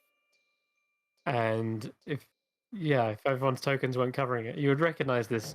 This is the same like portal, which was from the shattered obelisk that you guys destroyed with a vitriolic sphere. Oops. And as it begins to form, it's like a reversal of that. When you saw the pillar shatter and it formed into this, it's like someone's hit reverse on the videotape, and now the pool is swirling upwards, forming into that of a pillar. And as it fully erects, it is casting a shadow over you, Yasin. You can see that it seems to be solid, but at the same time, kind of maybe shadowy as well. But it's darker than the original obelisk. Maybe it's because it's absorbing the light. Like it's like Vanta Black. Hmm. No, if it did, then you would perhaps sense something, Esri. But Carrick, you can see there is definitely conjuration again coming from the pillar. Oh, We go through. let's go. I go through. No. Why not? We'll be fine. Okay. It does look like a miniature version of the obelisk that stood outside, and it's almost like, an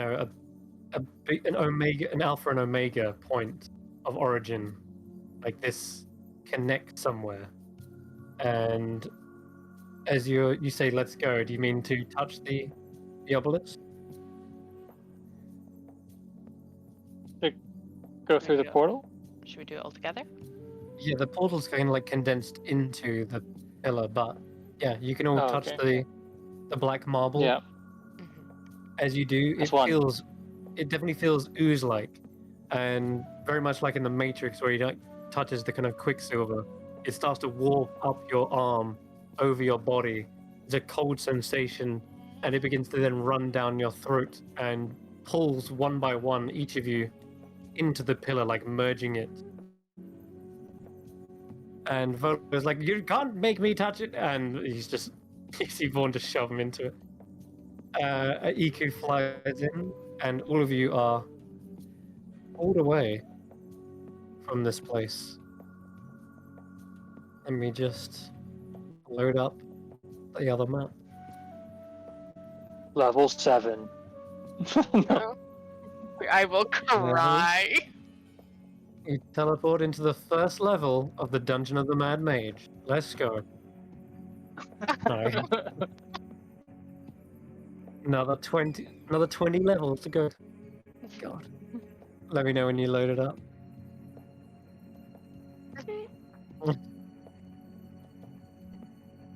Okay.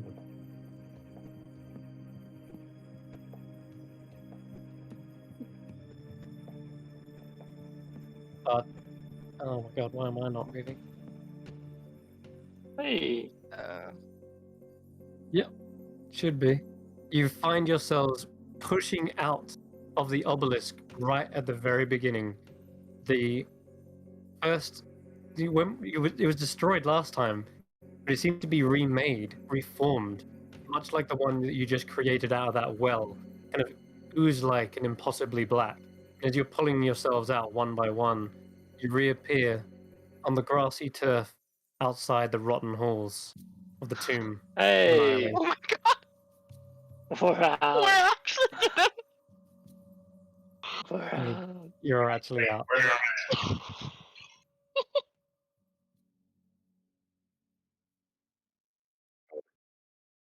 Let me just try to get to that. Hold on. Paste. Oh. Didn't work. Alright, fuck it. I'll drag your tokens on. So, Honey hut. Honey hut. Honey hut. Ravaya, Ezri, Yasin,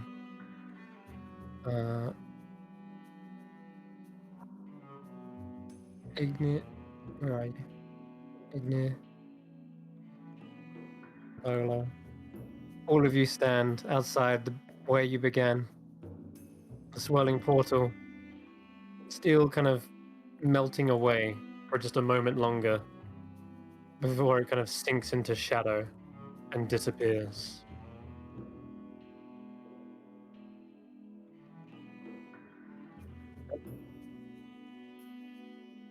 Yeah.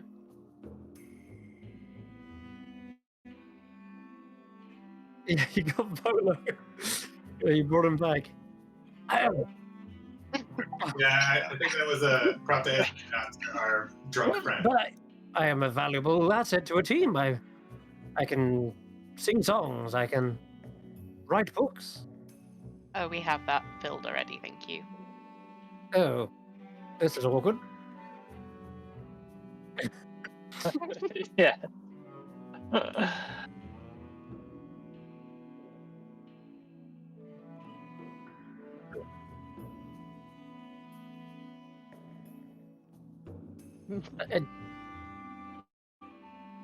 Well, I was going to write about your tales and as a thank you for saving my life, but if you fine, I guess I'll just make my way back to Port Nine Zara and get pissed up, get sloshed.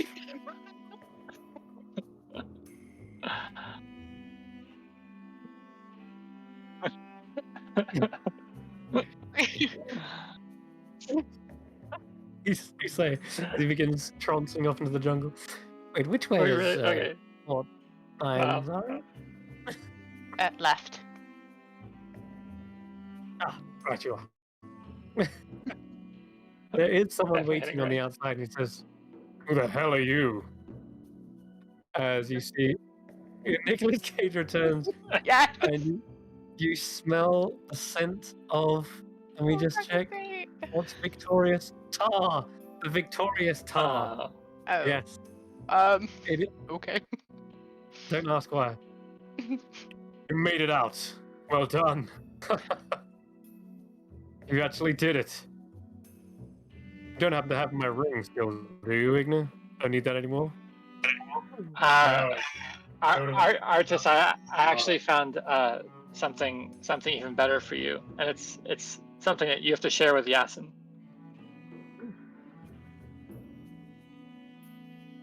What is it? And I take out the navel of the moon, and place that in his hands, and tell him that this will get you back to your wife. It's not a spell, but it's a guide. As soon as you hand it to him and he touches it, he obviously is witnessing a vision. And at the end of which you see there is a small tear that runs down his eye, and he gives a smile and a nod to you. Thank you. But I mean, it is actually Yasin's, but you're just holding on to it. Well, you have to both go to the same place, I think. I know my wife awaits me within Mesro.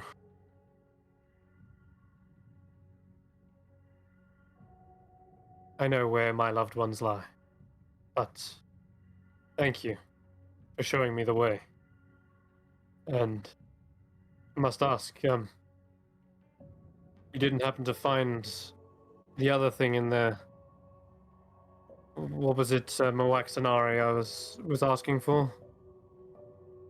The skull chalice? Yeah. Mm. Look, we've had a day. All right. I'll have to inform the heir myself. I can, as I'll speak up, I can. I'm sorry, we've not met. Apologies. Artist Mm. Simba. Here is Dragonbait. Ezri, Don't I've look like been- you're. on you go. You don't look. Yeah, you don't look like you're wearing modern day clothing. Did you pick that up in the tomb? I wore it into the tomb many, many, many years ago, actually. I was You're right. You actually might be the same age. He smiles and looks at you and says, "Wait a minute, Esri, the Shield of Chult? Guardian of Chult, but it doesn't That's sound the one. right in common. Ah." He speaks it in Omovian. There, Definitely there has you the go. same ring. There you go. That's the That's one. it. I've heard of your deeds, your heroics. Thank you. You're actually alive. I am. I was How did you survive the death curse? mirror. Mirror. Stuck in a mirror, if I'm completely honest with you. There's a smell of ham that wafts from Dragonbait. He kind of raises an eyebrow, looking a bit concerned. Yeah, mirror. I saw the mirror, went up to the mirror, sucked in. And then these Well. fine folks got me out. Of course they did. There's nothing these guys can't do. Seen them take on some dangers before, and they seem to handle them. That T-Rex, by the way, is all dealt with, I think. Great. We were never worried. Me and Dragonbait chased it off. Got some new feathers. You see, Dragonbait is sporting some orange feathers in his armor. And he looks proud of them. There's a smell of lemon. Dragonbait, I got this for you. And I'll give him that spicy candle I found. He sniffs it. He seems. He looks at you and gives you a lemon smell as well. All right. Well.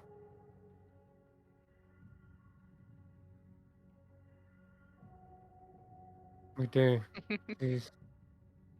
Man, okay, well, this is the part where I would hand the quill over to you guys to really write your own story and tell me just exactly how it goes down. Yasin, you've documented everything up till now, or you're going to at the very least. It only makes sense to finally give you the opportunity to actually tell the story and how this kind of wraps up. But I'll chip in here and there as well. But let's who wants to start? Who wants to tell their epilogue? What would you guys be doing? I guess you head back to Port Nine Zaro first. Oh, good start. Oh shit! Yeah, There is. Oh god. Yeah, I'm Carrick. going to need a new hat. So Carrick, there is something of a bit of a nuisance. And maybe if people are around next week, we can even do it because I know it's late now. But if Carrick, you were to send a sending spell to Sharkbait, he would tell you that he has been. We're prisoners. We got captured. Yep. God. course. Damn it. Our ship was on the way around, and then yeah, the last of those vessels. What was it? The Sturge? Yeah, it was the Sturge. I think that one blindsided us. We're being held somewhere in Jahaka Cove. Please, come save us. Here. Damn it. There's a free ride back home if you get if you get us out of here. It's our boat. Right. It's just you've not been around for a while, so Fine. but the three horn cow is under the captain's what's it called? Under its custody. I think not. Not for long, I'm sure. How was the tomb? Anyway, so he asks you all about that. Catch up. That's the cutest thing yet. Oh, that's so funny. It's alright. So Sharkbait is going to need Uh, saving as well as Ogun, the half ogre. Okay. But Oh god. that's Well, something that we can maybe. changes. It does change a little bit. Oh Jesus! I mean, you guys are so powerful at this point that Yeah, you could that's gonna easily be. trounce this place. There's Well, no challenge whatsoever. But after maybe so you don't want after to our kill them. after Yeah, our go on. successful Jahaka jailbreak, Mhm. Tarek would, I think looked at everybody and I think he'd say like I think it's there's a lot left to do here, but I have a lot left to do back home, and I can literally be in touch anytime. So I'll be getting in touch soon, but I think I need to head back to Limbo. But I have some things I need to pass on there. And he's gonna just hand out he's gonna give Ignir his alchemy jug and say for when you miss you can drink and forget it. He's gonna give Yasin his the potion of diminution. Just make sure if your head gets too big, this will keep it the right size. That's so good. And he's gonna give Revia the beat of force, and just to He's a force of nature. force of nature. And then he's gonna get to Vorn, and he's gonna take off the shield guard amulet, and he's gonna step up to Vorn and put it onto Vorn and say, "You're your own boy now." Oh no. No. What? No. You're giving Vaughn No. the amulet? You're giving Vaughn his own amulet. Yeah, he's his own boy. You put it around his neck. He looks confused for a moment. He looks down at the amulet and awaits a command. And then, for the first time ever, gives himself his own command and realizes what it means to have free will. And Vaughn commands himself to hug you, Carrick. No. The one thing I wouldn't have been able to cope with. Oh my. Yeah, you see Vaughn just looks around the rest of the party and goes around and hugs each one of you one by one. He's free in a weird way. It's like unshackling the genie from fucking Aladdin.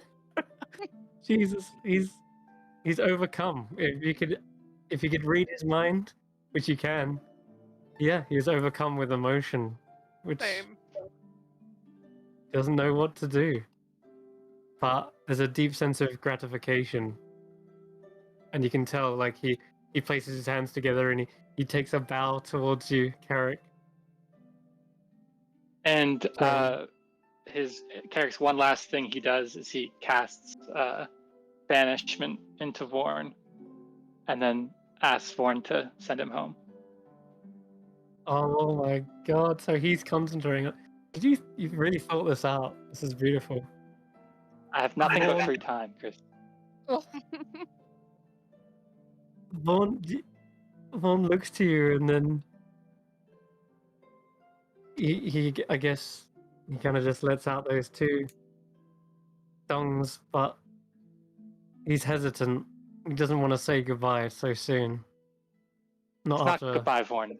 It's see you later.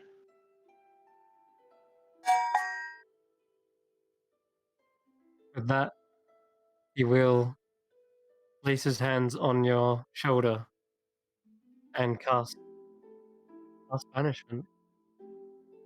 What does it look like to everyone? What does it appear to be where you're banished? Because you're going back to limbo, aren't you? Where your origin. Mhm. So what do they see when you're like slowly fading away? It's Or is yeah, it swift? it's really it's just like it seems like it's not happening at first, and then just kind of like a almost cartoonish.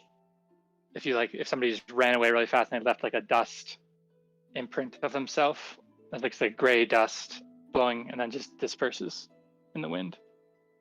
Okay. Yeah. With that, Vaughn's shoulders kind of slump slightly, and he kind of wafts the air away. He looks around to the rest of you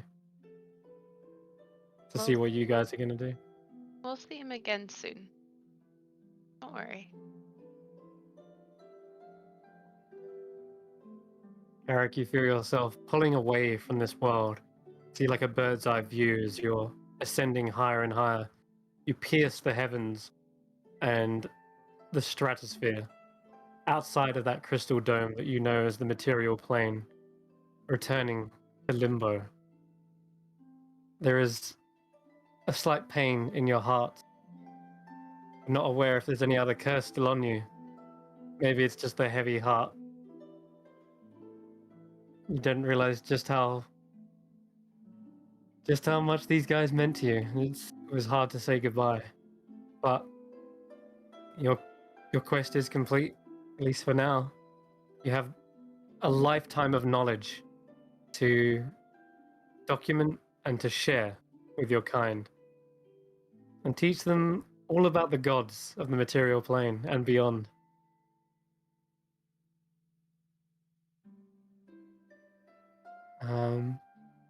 Man, does anyone else want to describe their epilogue or their goodbye for now? Okay, yeah, let's hear Yasin's. I want to see how it goes.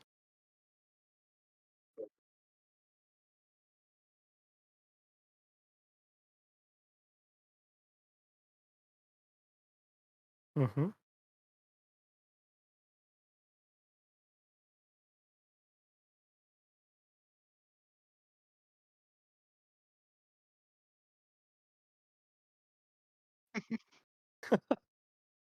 Hmm.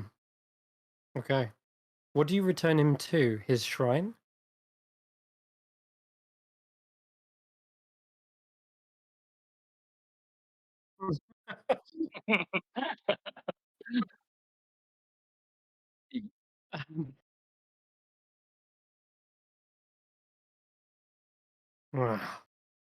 You were a fierce adversary. Thank you for letting us enact vengeance. Yeah.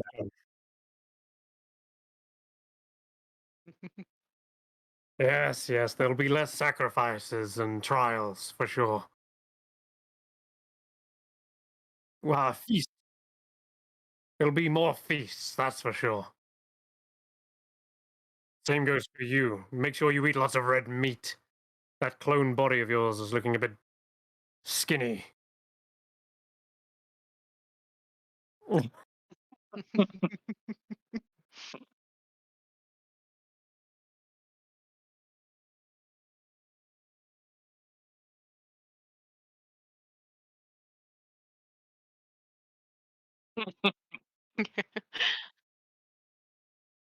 Okay. So there would probably be an entire adventure and side quest on bringing back Mesro, but like I can imagine that is another chapter in the book at some point that you document. Yeah, for sure.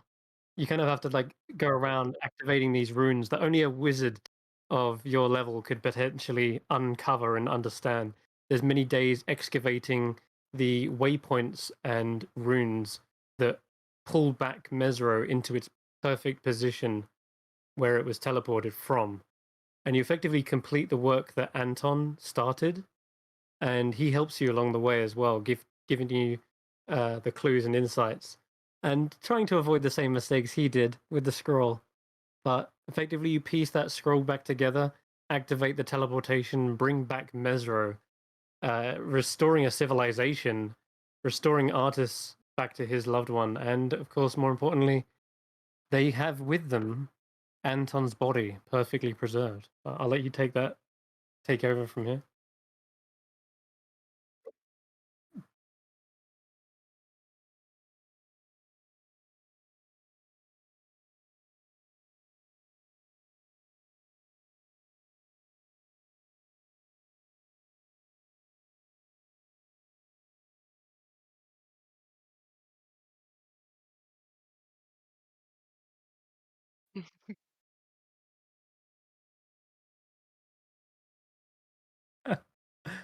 True.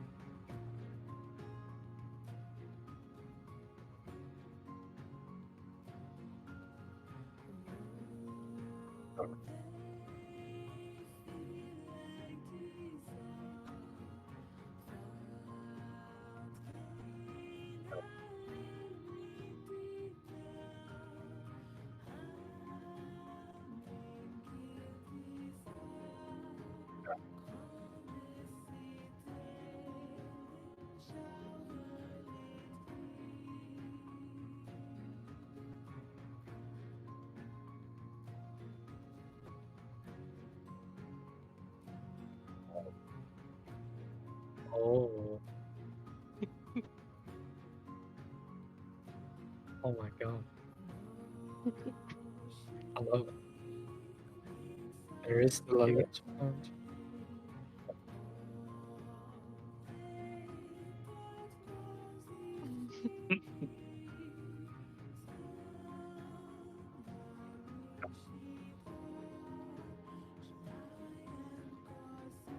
Good brunch.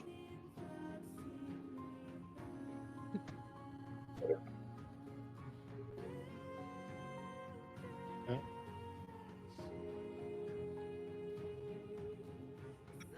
Kirsty, you want to go next? Yeah, I can go next. I've got two. You do. You do. Okay. So, Ezri still has an oath to the royalty of Omu and of Chult and the preservation of that. So she would have very eagerly pledged her oath to Moaxanare and getting her instilled on the throne as the queen. Mm. And I guess the Guardian of Chult keeps her sword and shield.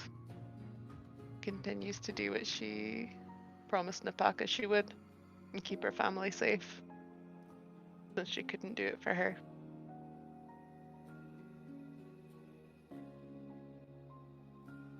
The, when you pledge your loyalty to Moaxanare, she asks if you manage to retrieve the skull chalice of Chakare,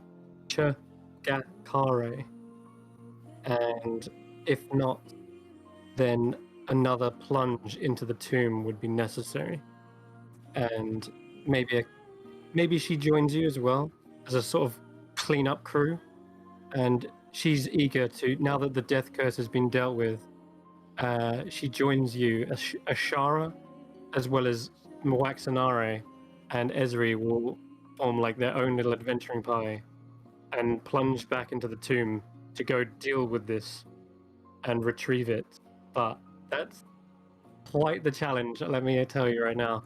They come into one chamber where there is a giant golden mammoth statue, and Ezri, you see demons summoned, wave after wave of them. You cut them down with your paladin-like aura, bolstering your allies. Ashara calls down lightning to strike down some of the flying imps, whilst you take on the more vicious, hellish creatures.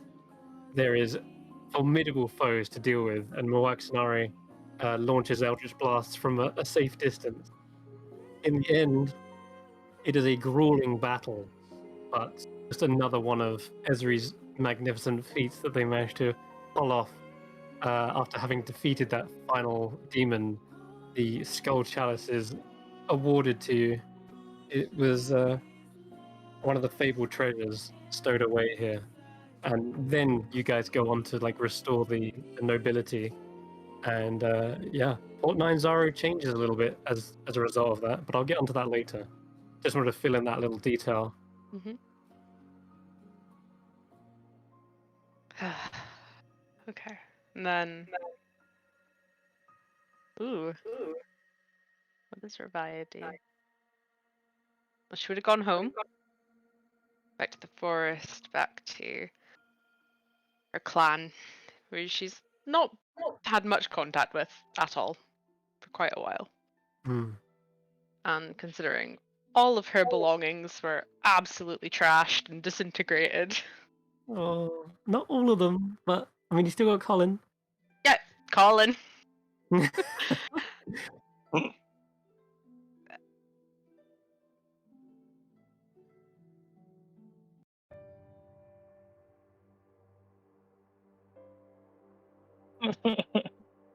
Oh yeah, it's gotta be her. So, I really do appreciate you, stepping in and helping out BLRC while I was, kind of dusty, but it just doesn't work for you. You're too tall and it's too short, and I think it'd be a really great idea if you just gave it back. I mean, I've gotten really attached to it. I mean... And this probably goes on back and forth for a good while before Ezreal will finally give in and be like, alright, yeah, fine. And... But I get to keep the staff. Yeah, pretty much. That's great. That's cool. Trade it for the staff. That's perfect. Alright. Yep. And then... Yeah. I think after all this, Ravaya has finally earned her own quiver of protection from the Oh, yeah. community she's from, Definite. which was They- kind of a goal. Very. They forge you a new bow, one of the finest woods, one of perfect ornate elvish make. This is befitting of potentially a clan leader, and you are indeed probably at this point the most powerful and bravest of them all. Nang Nang, is Nang Nang still along for the ride? It's a good No. question. Absolutely not. Oh wait, the gods stay with us? Well, Wongo would refuse to leave. He's probably one in the same now. He's not going anywhere. I have the powers to get rid of it. You can, I know. Just kidding. Yeah, you can easily cast protection, and you effectively return them back to Omu. Yeah, they're not able to go anywhere. Yeah, so you return back to your tribe, and they forge you a new bow, a better bow, and in fact, probably deserve at least a +1 at this point. Ooh. I would say, you know what? They craft you a magical bow. It takes a little while, but not a long time for Elvish years. And you defend the forest. There doesn't seem to be as darker crossings as there once was. Almost as if something has pincered the enemy from both sides. And now there's this safe area surrounding your woods. Effectively, Rafai, you remember being the guardian on the edge of civilization, stopping these creatures from pouring through and devastating civilizations.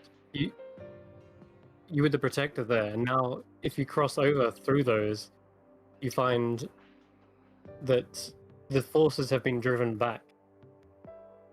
And as you delve further in, do you still find remnants of them? But they seem to be a threat that is staying at bay for the time being. But you can imagine that they've only pulled back, they haven't been vanquished. No doubt that they are either looking for something else or potentially gathering up enough forces to push in one big wave. Either way, it's you continue your vigil and continually check your surroundings, making sure that their presence is not one that continues to insidiously corrupt the land. Yeah, and I think in brief moments of peace that she gets between patrolling this, Yeah. her prized possession, even though she has her magical bow and her quiver and the respect of her clan, will be the first edition signed copy of the LRC's Vanquishing of the Excellent. Tomb. Amazing. And in those quiet moments, you swear you feel a presence watching you.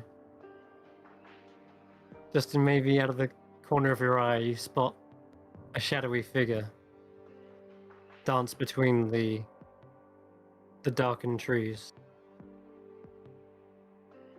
Well, Wow. Ignir, having kind of fulfilled what he thought was his purpose, I guess wanders,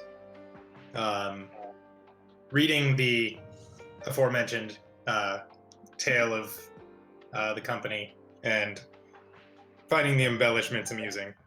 But he finds himself going ever north, colder and colder climates, following a new voice. Ever north, ever colder, until he finds himself face to face with perhaps a white dragon farther north.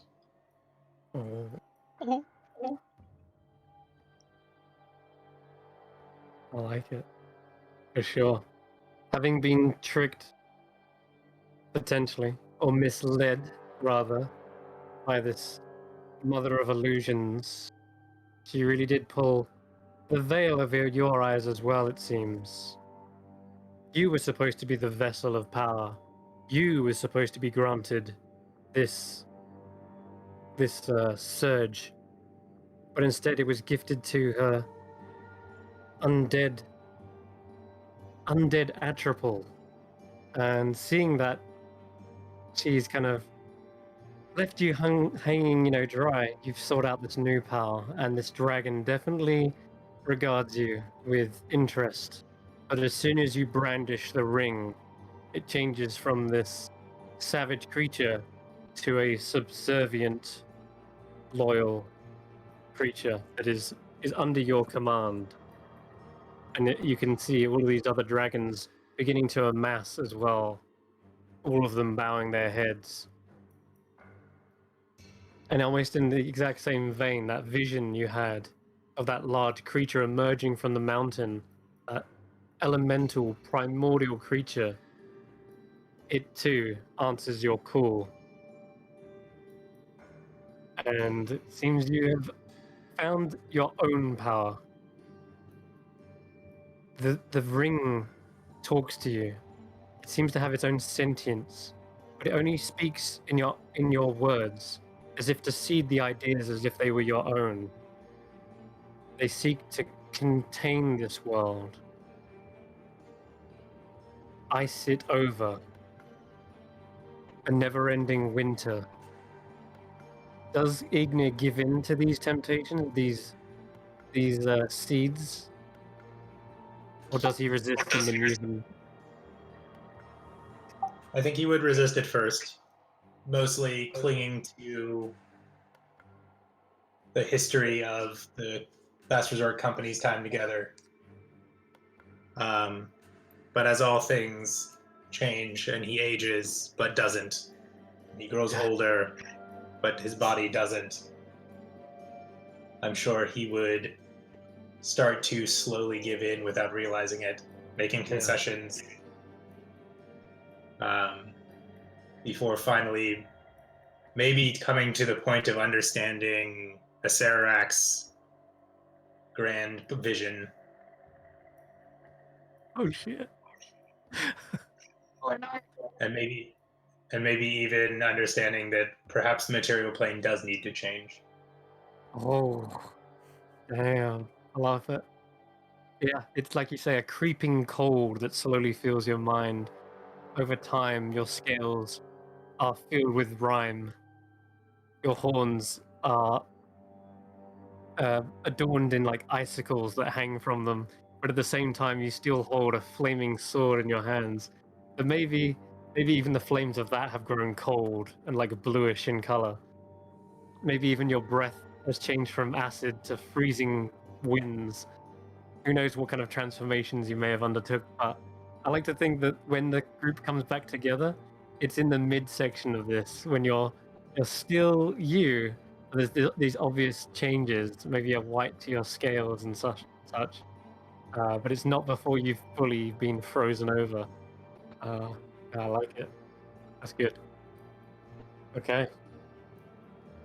Well, it looks like it's time. I've got so much to read about the Red Wizards and the Serac, the Eternal, and how all that wraps up. But you guys have stolen the show at the very end here. So and Syndra's fate. Do you want to hear about all of this? There's a lot. I don't know. You guys are probably sleepy, but I think there's talk it out session. yeah. Round up. I think that's good. That's awesome. We'll do that next week. We can just talk about it. We're not going to play. We just get to talk and chill and reminisce on some great times. I think that's a great idea. So for the moment, see our faces and well, we'll have cocktails, cheese. Yeah. that sounds so good. I like it. Cocktails. Sounds good. That's a great idea. Okay, cool. Lovely. In that case, I'm gonna wrap it up here, and I'll tell you about Iku's little epilogue as well when we come to it, because you have no doubt she's gonna go back to the shrine of Aijin and adopt an Almirage, and and live her best life. She might even go back to what's the Guardian Naga, and they are both kind of celestial creatures and serpentine like. They possibly share the histories here, and I most definitely assume she would probably help Esri in that team, that kind of second cleanup crew. 100%. she wants to rid this place of evil. Her oath is and protection is to Cholt, and so she would form a band with you, Ezri, for sure. And that makes more sense as to how you overcame the demons, because you would need her powers of healing and divine magic. But yeah, no doubt she's sitting at the throne of the new golden age for yeah, or should I say platinum age for Cholt. But with that, we are going to descend, close the book, and go to sleep, the long sleep, the blessed sleep. Or at least some of us, anyway. And we'll see if that round 2 ever does crop up. I'd love to see you guys take on a Surek, like properly, and see how that goes with all of his minions, no doubt. But yeah, we're going to sign off here. Thank you very much for watching, and next week we'll have a nice little chat and talk about the whole campaign as a whole. Until then, thank you very much for watching, and take care.